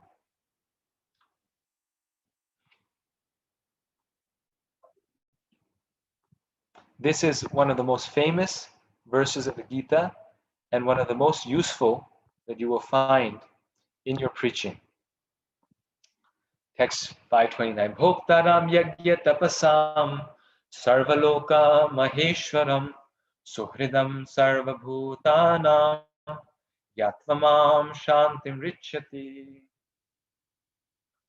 A person in full consciousness of me, knowing me to be the ultimate beneficiary of all sacrifices and austerities, the Supreme Lord of all planets and demigods, and the benefactor and well-wisher of all living entities, attains peace from the pangs of material miseries. And there's 3 parts to this verse I want to point out. First one is, who attains peace? So he says, 4th line is Gyatva mam shantim richati. Shantim richati, one attains shanti or peace. Gyatva mam, when one knows 3 things. Bhoktaram yagyatapasam. One attains peace when one knows that Krishna is the supreme enjoyer. Bhoktaram yagyatapasam. So one attains peace when one knows that Krishna is the enjoyer. Why does this give someone peace? We already knew that. Well, it gives us peace because then we know that we are not the enjoyers. So if we're not the enjoyers, then we won't be anxious if we are not enjoying. Does that make sense? So Krishna is the enjoyer of all things. Krishna is the enjoyer, therefore I don't have to satisfy my senses. I have to satisfy the senses of Krishna, and that will give me pleasure. That is the path of peace. And I've noticed this in my own life, that when we've done things for Krishna, we as a family have been so much happier than when we've done things for each other. Even though we should do things for each other, but the point is that when it's done for Krishna, then everyone's very happy. Everyone's happy. Otherwise, someone's unhappy. So Bhoktaram Yagyatapasam, Krishna is the enjoyer. Sarvaloka Maheshwaram. This means Sarvaloka means the entire world. Sarvaloka Maheshwaram, the Ishvara, the Lord of all the worlds. So this second thing is that Krishna is the supreme boss. That's the second realization. Why does that give us happiness? Why does that give us peace? Because this means if Krishna is the supreme boss, I am not the boss. I am not the controller. So we stop trying to control things, and that gives us peace and happiness. We have to understand Krishna's the control of everyone, and I am just the servant. Krishna is the Lord and Master, and also understanding that my masters are not the supreme master. My boss is not the supreme boss. Actually, Krishna is the one in control. So really, no one also can control me because Krishna is their controller. And the third realization, which is a very subtle point, Suhridam Sarvabhutanam. Krishna is the friend of all living beings. Suhridam. Suhridam. Hridam means heart. Suhridam means one who's close to the heart. And that's the word for friend in Sanskrit. Suhridam. Close to the heart. Sarvabhutanam. Of all living beings. Sarva means all. Bhutanam means beings. Krishna is the friend of all living beings. And not just a friend, but someone close to their heart. It's very ironic that Krishna is actually there in the heart, right? So, and that the word for friend is suhridam, someone close to the heart. So even, Sanskrit is a spiritual language. So Krishna is present in the heart. So a friend is one who's present in the heart. So we will get peace when we know that Krishna is a friend of all living beings. Now, why does that give us peace? Well, firstly, obviously, that means Krishna is my friend. And if Krishna is my dear friend, then that will give me peace because I have such a great friend. But there's another reason why, not just this reason. Suhridam sarvabhutanam. If Krishna is a friend of all living beings, that means I am not the friend of all living beings. What does this mean? Am I not supposed to be friendly to all living beings? Yes, of course, we are supposed to be friendly to all living beings. But Krishna here is telling us that Krishna is the friend of all living beings. If someone is not our friend, meaning someone is being unkind to us, we should not be too disturbed, because false ego is also thinking that I am the friend of everyone, I am the savior of everyone, I am the everything to everyone. We don't have that role. There'll always be some people in this world who will dislike us. And the devotee, because the devotee is humble, understands that's okay. That is natural, because Krishna is their friend. I can be a friend to my limited amount. So in the Gita, Krishna says that the devotee has no enemy. The devotee is friendly to anyone. So the devotee is friendly towards everyone. But that doesn't mean that everyone will be friendly to the devotee. And the devotee is not disturbed by this because he understands his or her position. It's interesting, we were actually just discussing this recently on Christmas Day, on the appearance day of Lord Jesus Christ. And we were saying how, although he was a pure devotee of the Lord, still people wanted to crucify him. And he knew that this would be there. He expected it because the devotee knows that only God can win everyone's friendship. So Suhridam Sarvabhutanam. We can be happy and peaceful when we understand that Krishna is their well-wisher and the friend of everyone.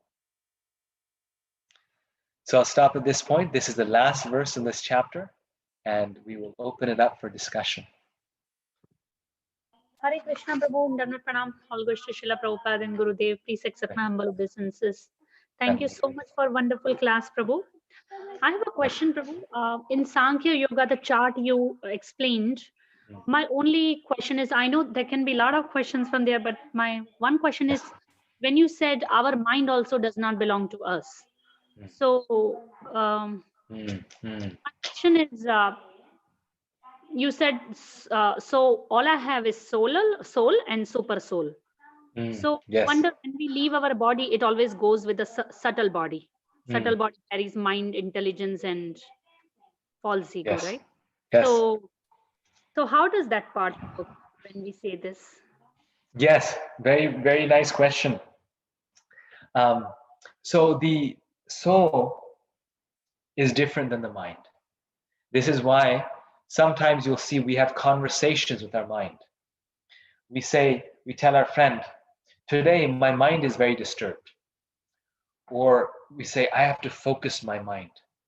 I have to focus it so I can get this homework done. So we are the controller of the mind. That means we are not the mind. It's so amazing, isn't it? And so many great philosophers of history missed this point. Like even Descartes, famous Western philosopher, he said that we are mind and body, and he called the soul the mind. That actually the person is the same as the mind. But the Shastras tell us that no, we are actually different than the mind. Because we say, today I am feeling angry, or my mind is feeling disturbed. We are the controllers of our mind. So then what are we? If we say we're not the mind, we're not the intelligence, we're not the senses, then what is the soul? Well, and this is the difference between the material mind and the spiritual mind. So the soul is a spiritual form composed of mind, intelligence, thoughts, feelings, attributes, senses of sight, hearing, taste, and touch. The soul has all of these things. The soul is a spiritual form, but that is the irreducible spiritual form of the soul. That is what the soul actually, you could say that is not separate from the soul, that is part of the soul. And that spiritual mind identifies with the material mind. Those spiritual senses identify with the material senses. Just like a person wears a shirt, and the shirt is designed, Prabhupada says, according to the body. If I have a small body, it'll be a small shirt. If I have 3 arms, it would have 3 sleeves. I have 2 arms, therefore it has 2 sleeves. In the same way, the soul has all these senses. Therefore, the material body has these material senses. But those material senses are different than us, the spiritual soul, who has all these senses. But then you may say, well, but then what's the difference? If the soul has the mind, and then there's also material mind, then why not just say that, why make this distinction? The reason is because this material mind is a false imposition on the soul. The material mind gets disturbed. It has the faults of the soul, the faults of the material world, whereas the spiritual mind is just the attribute of the soul. It is part of who we actually are. Now, in the material world, when we change bodies, then we travel with our material mind. And until we are traveling with our material mind, we're still conditioned. We're still in this world. We're still stuck in this world. And liberation actually means when we transcend the material mind and we come to the spiritual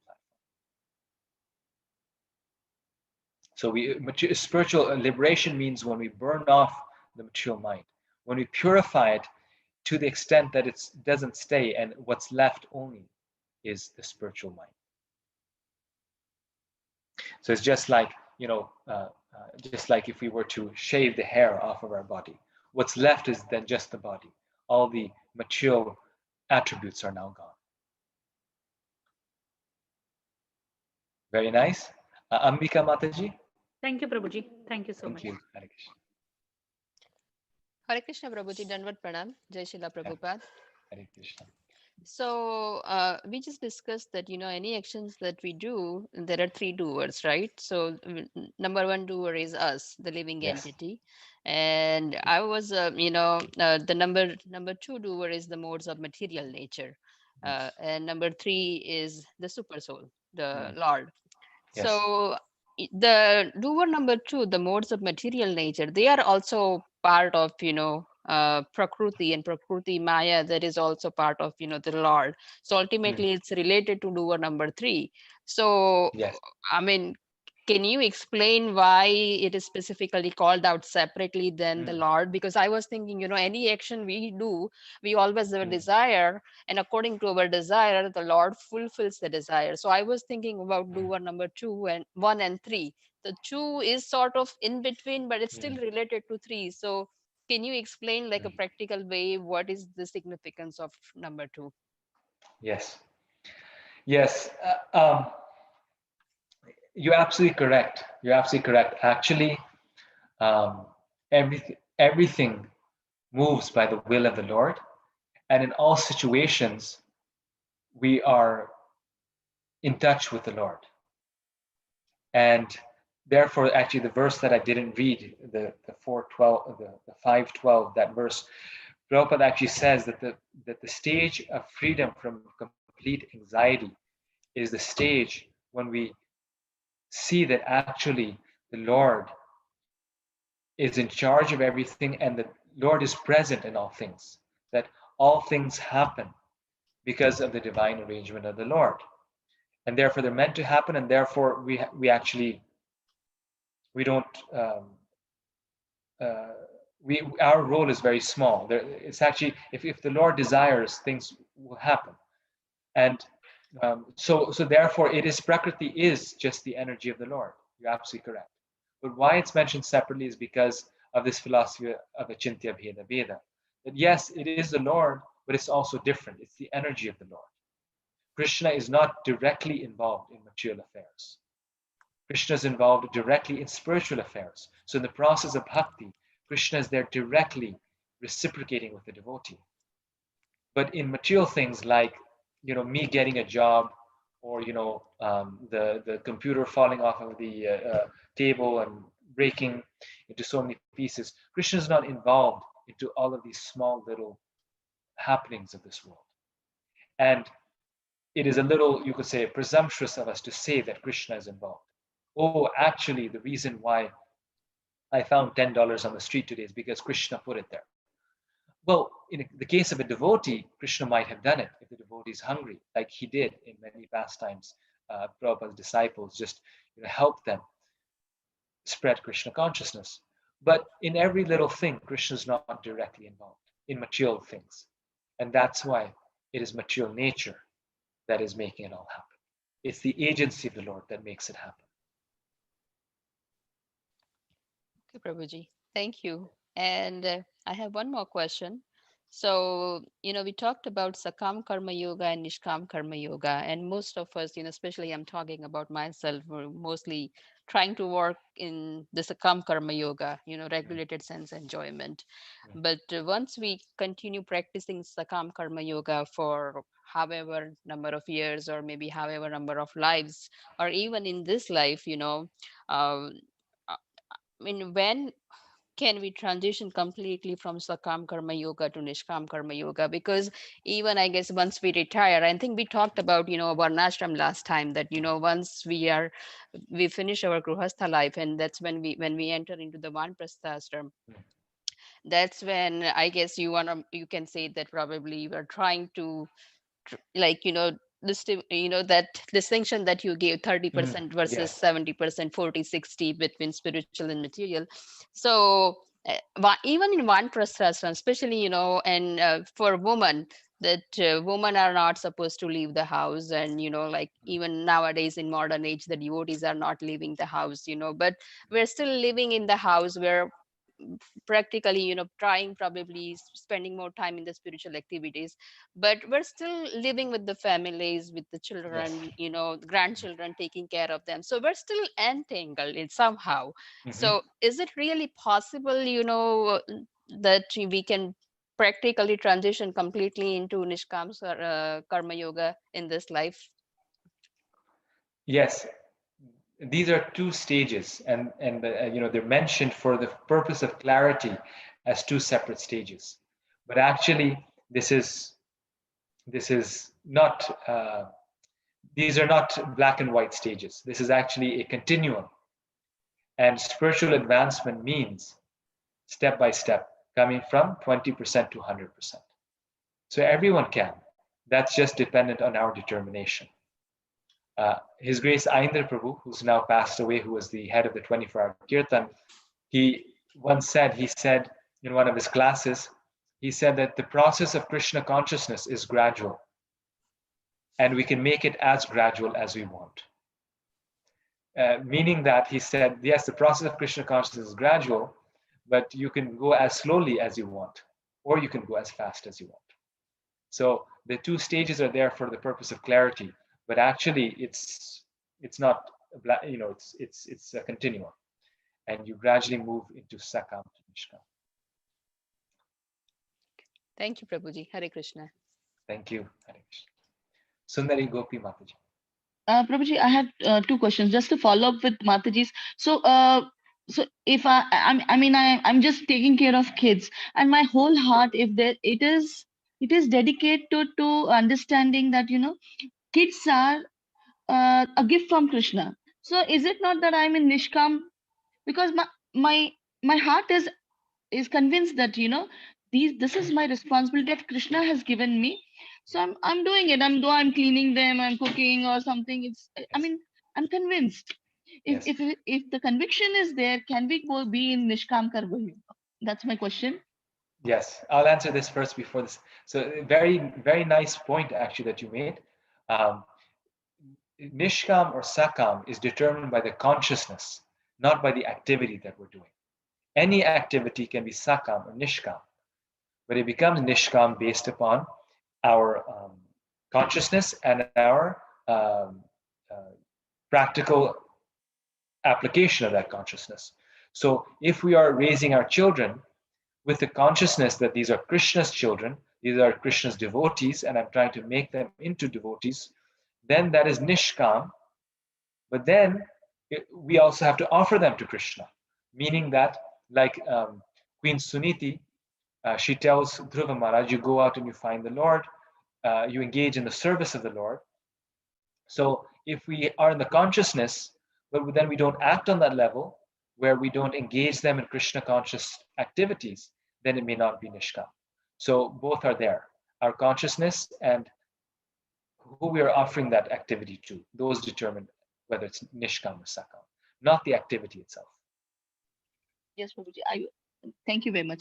Yes. Prabhuji, second question was, in the Bhagavatam chapter, Canto 1, part, chapter 3, it is said, there is a spiritual sky, and then in one corner of the spiritual sky, there is a material sky, and then there is Mahatattva. So I thought first there is Mahatattva, but you said there is Maya, Prakriti, Kala, Svabhava, and all that. So is that, it's that a sum of like material sky? No, the thing is that before that Mahatattva, there's different things that happen. And this is directly from the Bhagavatam verses. So you can see, we generally start with Mahatattva because that's really where the Sankhya starts. But it's very helpful, I find, to understand that this Mahatattva is coming from Krishna's Maya, which is the energy of the Lord, which helps us understand that all these elements are different Shaktis. The Guna Shakti, Tri Guna Mayi, these are different powers of the Lord that manifest into the different varieties of this world.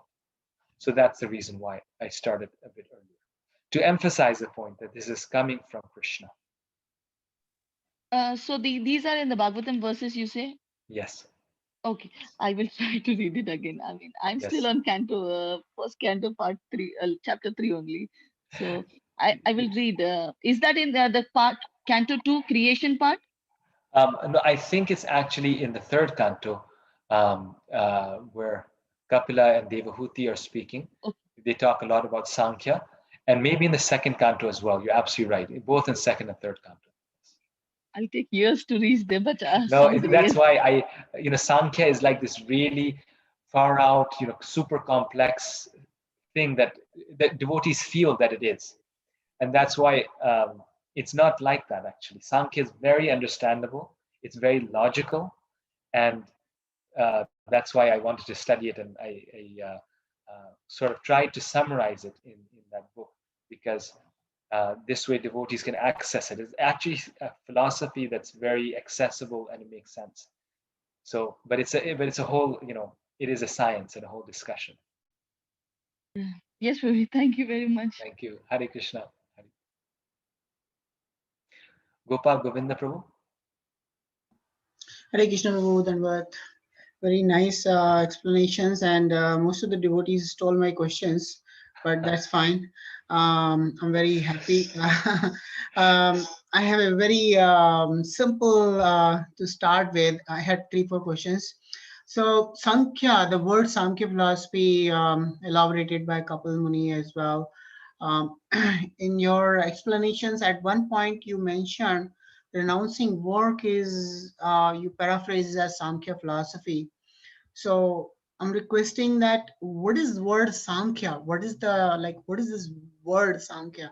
Because it's used in many places. I get very, very confused. I know a little bit of Hindi, but trying to get the meaning and the connection between that. Yes. Nice point that you bring up. Prabhupada refers to renouncing work in this chapter.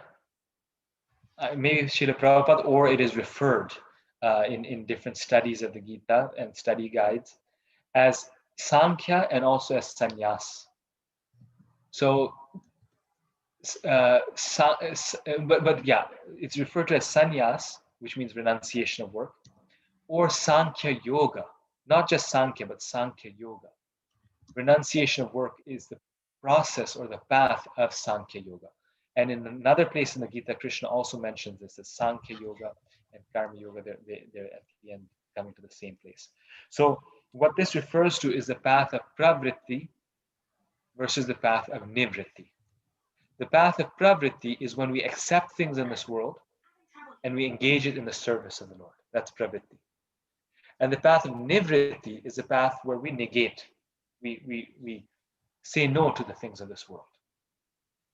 And we say no, we start with saying no, and then we say yes to Krishna. So it's kind of like the chicken or the egg thing. Which came first? Pravritti is saying, I say yes to Krishna, accept things, and no to material life. Sankhya Yoga is saying, I say no to this world, no neti, nothing, all this, no, it's horrible, horrible material life. And therefore then, if we can't live in a vacuum, then we come to Krishna. So Sankhya Yoga, Sankhya means to count. Sankhya literally means to count. Sankhya Yoga is a process of counting all of the things that we are not. That is the process of Sankhya Yoga. I'm not this, I'm not this, I'm not this, I'm not this, I'm not this, I'm not this. And so, therefore, I'm this. So literally, you're counting the elements of this mature world. That's what Sankhya is. And Sankhya Yoga is, therefore, I've counted it, I'm not this. And that's why it's the path of knowledge. You cultivate your knowledge. It's so deep, your knowledge of this mature world, that you just are convinced, I can't be this. Very nice. Thank you, Prabhu. That was very helpful. I also heard this word Sankhya in Guru Six Goswami's prayers. And our acharyas explained that japa, we do the japa, like count everything like as if you're treasure.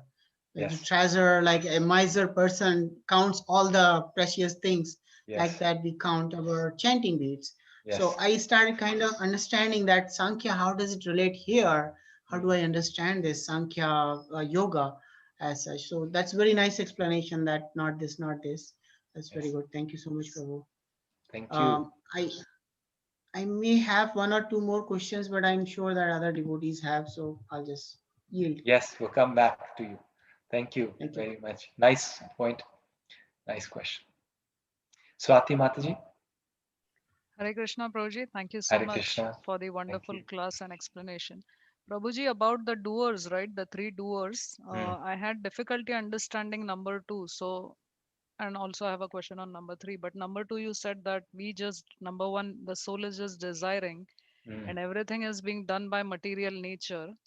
But I mean, am I not physically doing things, or are we saying that my body is also material nature? That's number 1.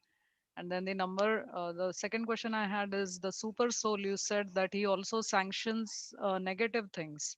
So when we see that bad things are happening, or people are, killing someone, and especially if that other person happens to be a devotee, where I'd heard a story of, back in the days, Mataji was trying to defend a temple in Africa or somewhere, and she was actually killed. So why does the super soul sanction such a bad action, and especially when the person on the other side is a devotee? Very nice question. So these things go in kind of a line. So the soul desires, and the material nature will fulfill that desire. Material nature will fulfill that desire if the Lord permits. So I'll start with the last part and then move back. The Lord will permit based upon, generally speaking, the general rules of the material nature based upon person's karma. So why the Lord permits? Well, it was one person's karma to die at this time. It was another person's karma and desire to perform the violent act, and Krishna allows it to happen. But still, Krishna is not the doer. He's not the person who's caused it, because it was our sinful desire. Krishna allows us to fulfill our desires. That's the whole point of the material world, so that we can have this opportunity and then suffer the reaction for it. So Krishna is fulfilling it, and at the same time, Krishna is um, Krishna is allowing the other person to be attacked because they had the karma to experience that. So he puts these things together. And that's why, someone actually did a study that there's actually been many Hitlers in the history of this world. Even at the present time, there's people with the same mentality and consciousness as Hitler right now, living today.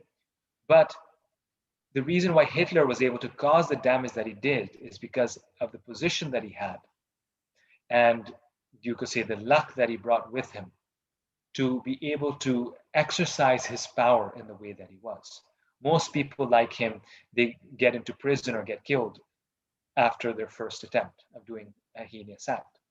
So Krishna has to allow things to happen in order for them to happen, even bad things. And he does that not directly, and that's why Prakriti is so important here, but based upon the rules of this universe, the law of karma.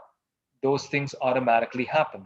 That's the law of action and reaction, and that's the process of the mechanism of the material world that makes things go forward. In the case of a devotee,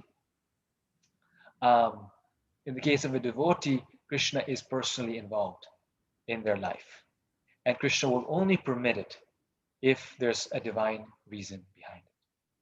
Maybe it's for the benefit of a devotee, or maybe there's some experience that the devotee needs to experience, and therefore Krishna allows it.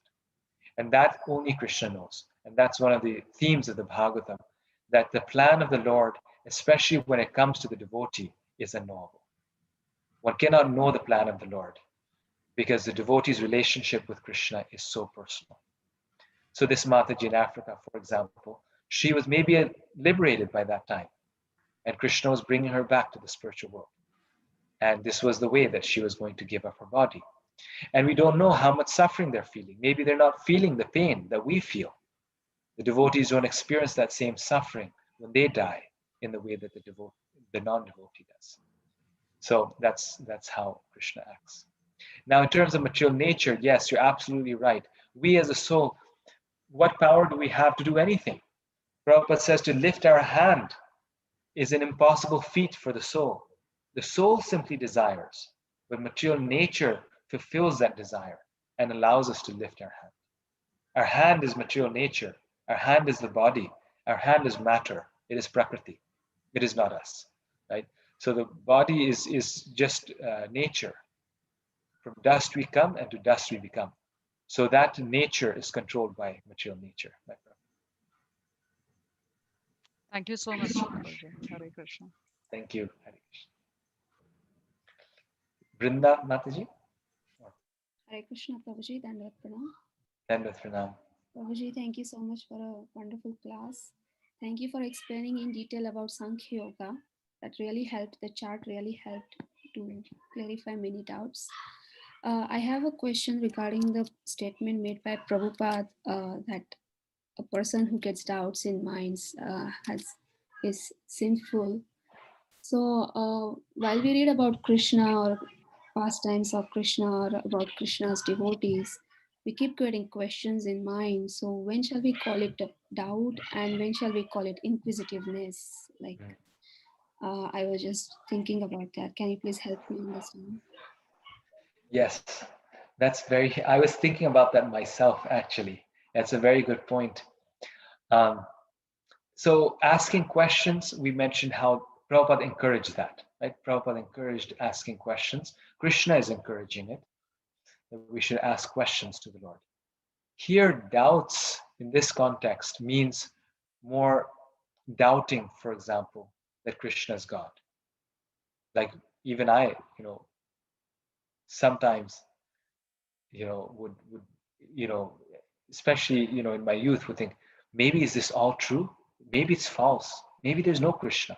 So the doubts like that, that is not really questions. I don't have a question, what is the nature of Krishna? What is, but the question, I mean, that's a doubt whether or not it is true, whether Krishna is actually there. That is, you could say in some sense, the doubt. So, so that is doubts in the Krishna or the devotees or the process. These things come as a result of sinful activities or offenses.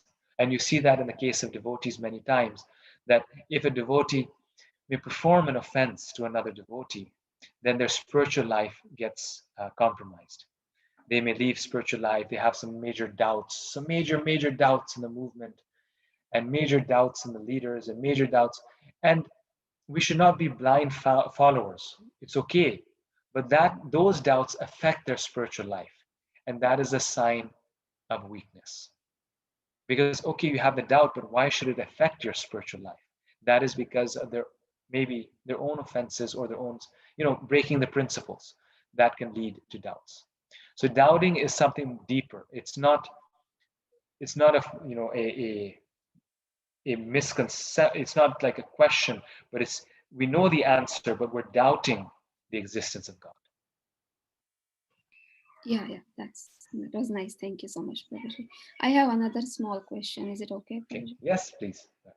So in the beginning, we were discussing about Mayavadis and merging into Brahmajyoti. It's related to that. So Yes. you said that it is an imagination. There is an imagination to think that they are liberated, but they're actually not. So that word imagination, does it mean that there is also an illusion or Maya energy of Krishna present there, or it's different?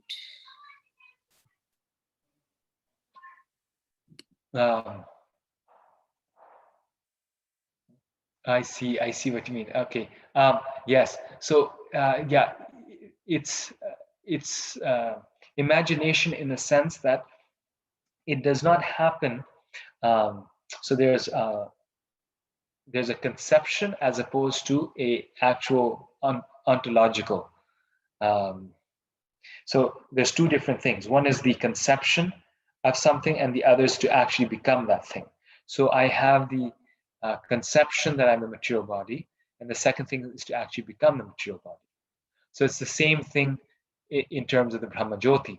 We have the conception that I am God now, I become one with God. And the second thing is whether we actually become God. So we cannot become God. So therefore we have the conception that I am God. So that conception is a false conception. It is a misunderstanding. So in the Brahma Jyoti, you could say there's no Maya there, but it is just like in the spiritual world. A nice way to understand is in the spiritual world, there's no Maya, but we still have the misconception of becoming envious of the Lord. We still want to enjoy separate from the Lord, and therefore we come to the material world.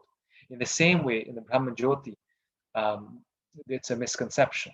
It's I'm in the wrong, it's a wrong, you could say, consciousness.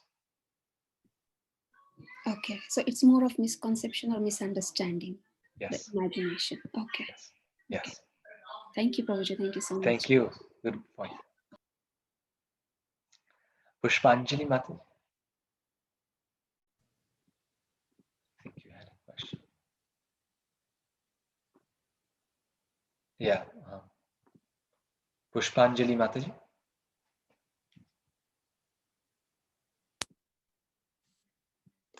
Are you able to hear me now, Prabhuji? Yes, I can hear you.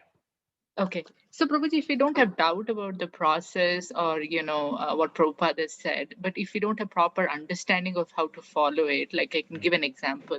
Earlier during Prabhupada's disciple days, they gave up everything. They didn't take care of their health or finances, and they were like totally surrendered that way. But in the current times when we're all grahastas, and I also see sannyasis telling us that you need to take care of your health, you need to take care of your career and finance.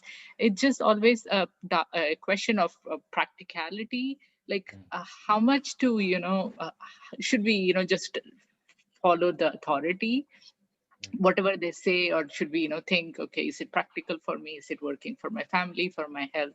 That kind of confusion always is there, because third chapter we read about, authority and following them is important. Yes. So very nice point. Again, it's the balance between blind following and continuously doubting.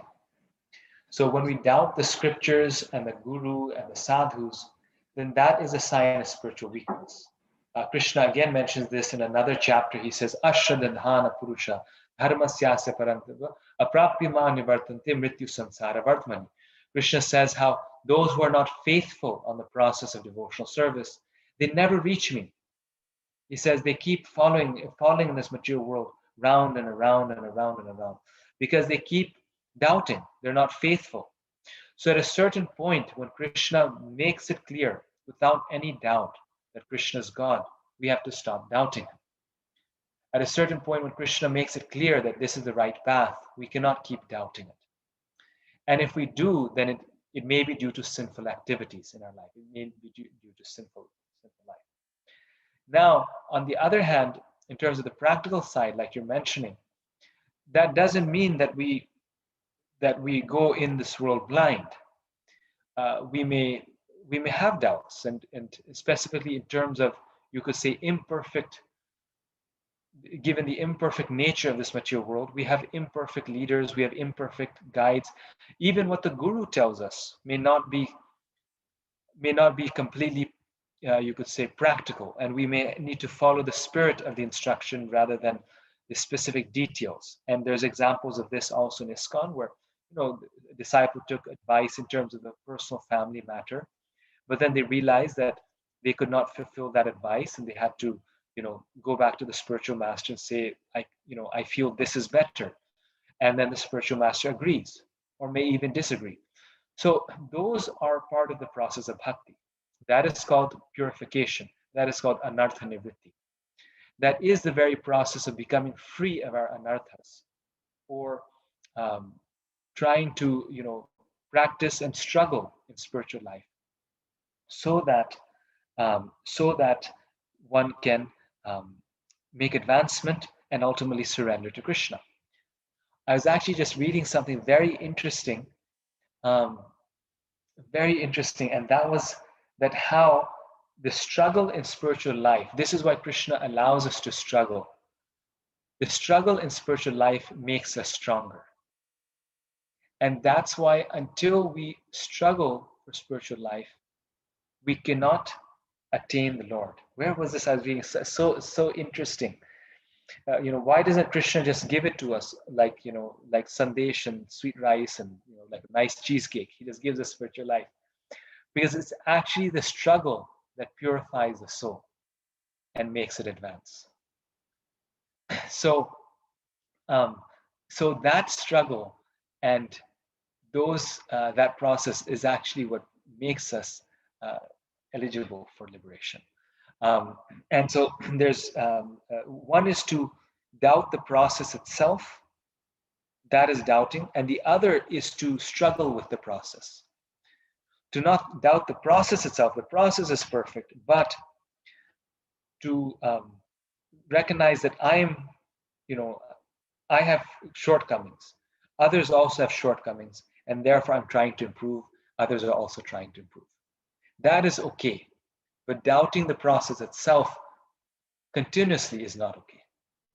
Initially, we should, because that's how we make our faith stronger.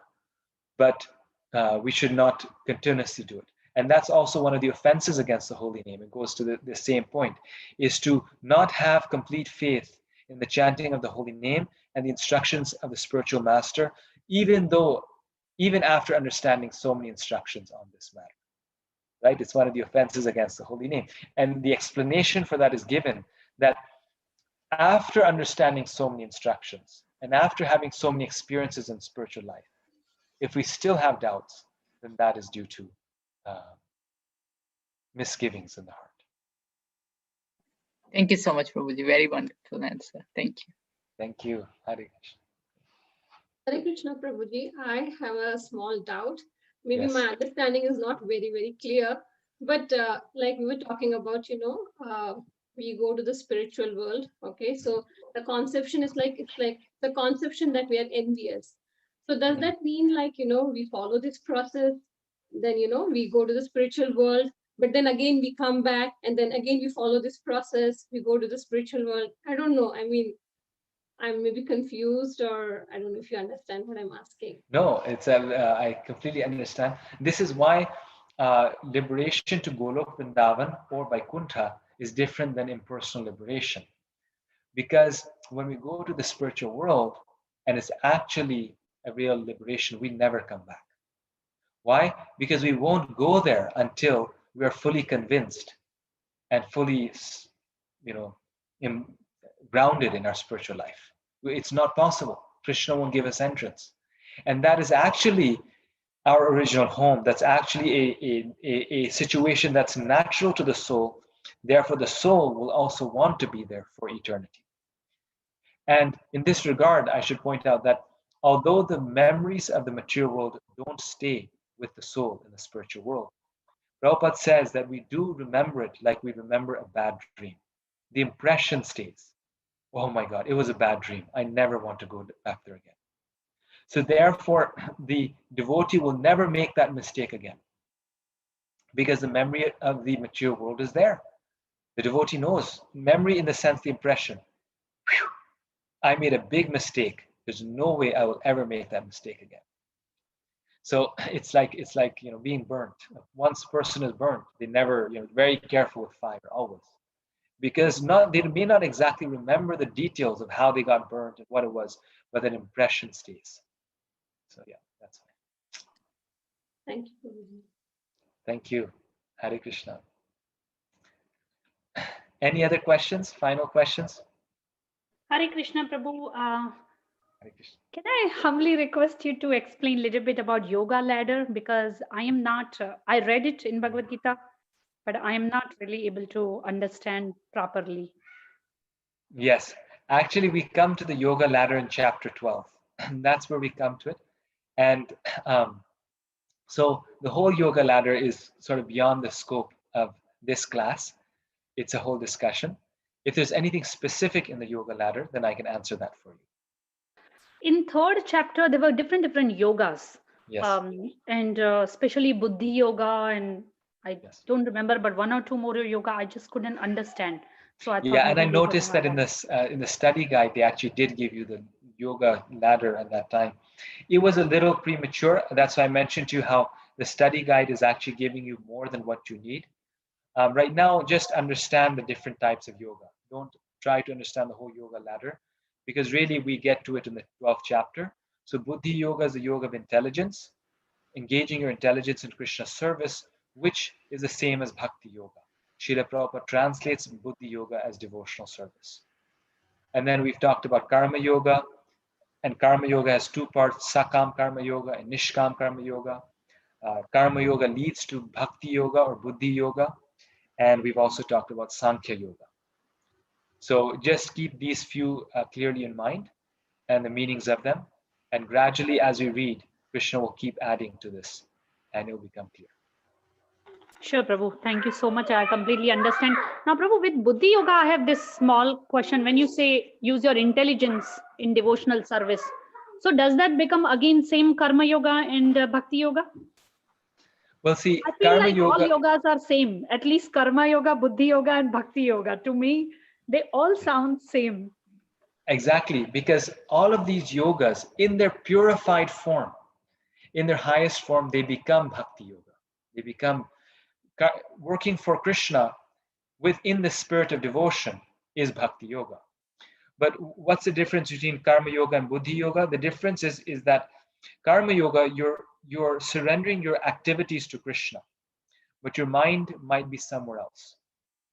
But in the case of Buddhi Yoga, you are conscientiously thinking about Krishna and using your intelligence trying to please Krishna. So it's not just your physical activity, but also your intent, your mind, and your intelligence is fixed on Krishna. Therefore, it is translated specifically as Bhakti Yoga, because it's more than just action. It's also action with intention, with your mind fixed on Krishna. So Prabhu, what is best out of all these three? Which one, like when they all three are combined together, or just one is the highest? The best is Bhakti Yoga. And all of these, when they become more and more purified, or so to say, when you become very good at them, they all become Bhakti Yoga. So they all lead to the same end. So Buddhi Yoga in its purified form is Bhakti Yoga. Purified meaning in its perfect form is Bhakti Yoga. Karma Yoga in its perfect form is Bhakti Yoga. Sankhya Yoga leads to Bhakti Yoga. All of them are going to Bhakti Yoga, and that's why the best thing to do is to do Bhakti Yoga. Surrender your activities and your mind and your thoughts to Krishna.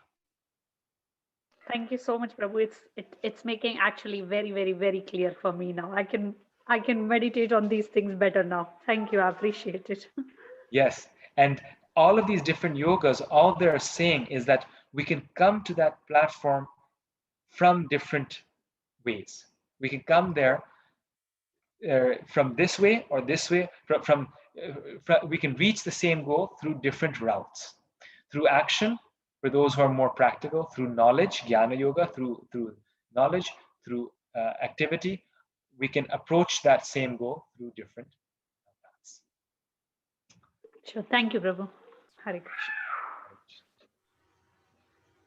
Hare Krishna, Prabhu. Hare Krishna. I have a quick question. Like all the Matajis, they have asked about the three doers. Yes. And the third one, you said the super soul by whom activities are sanctioned.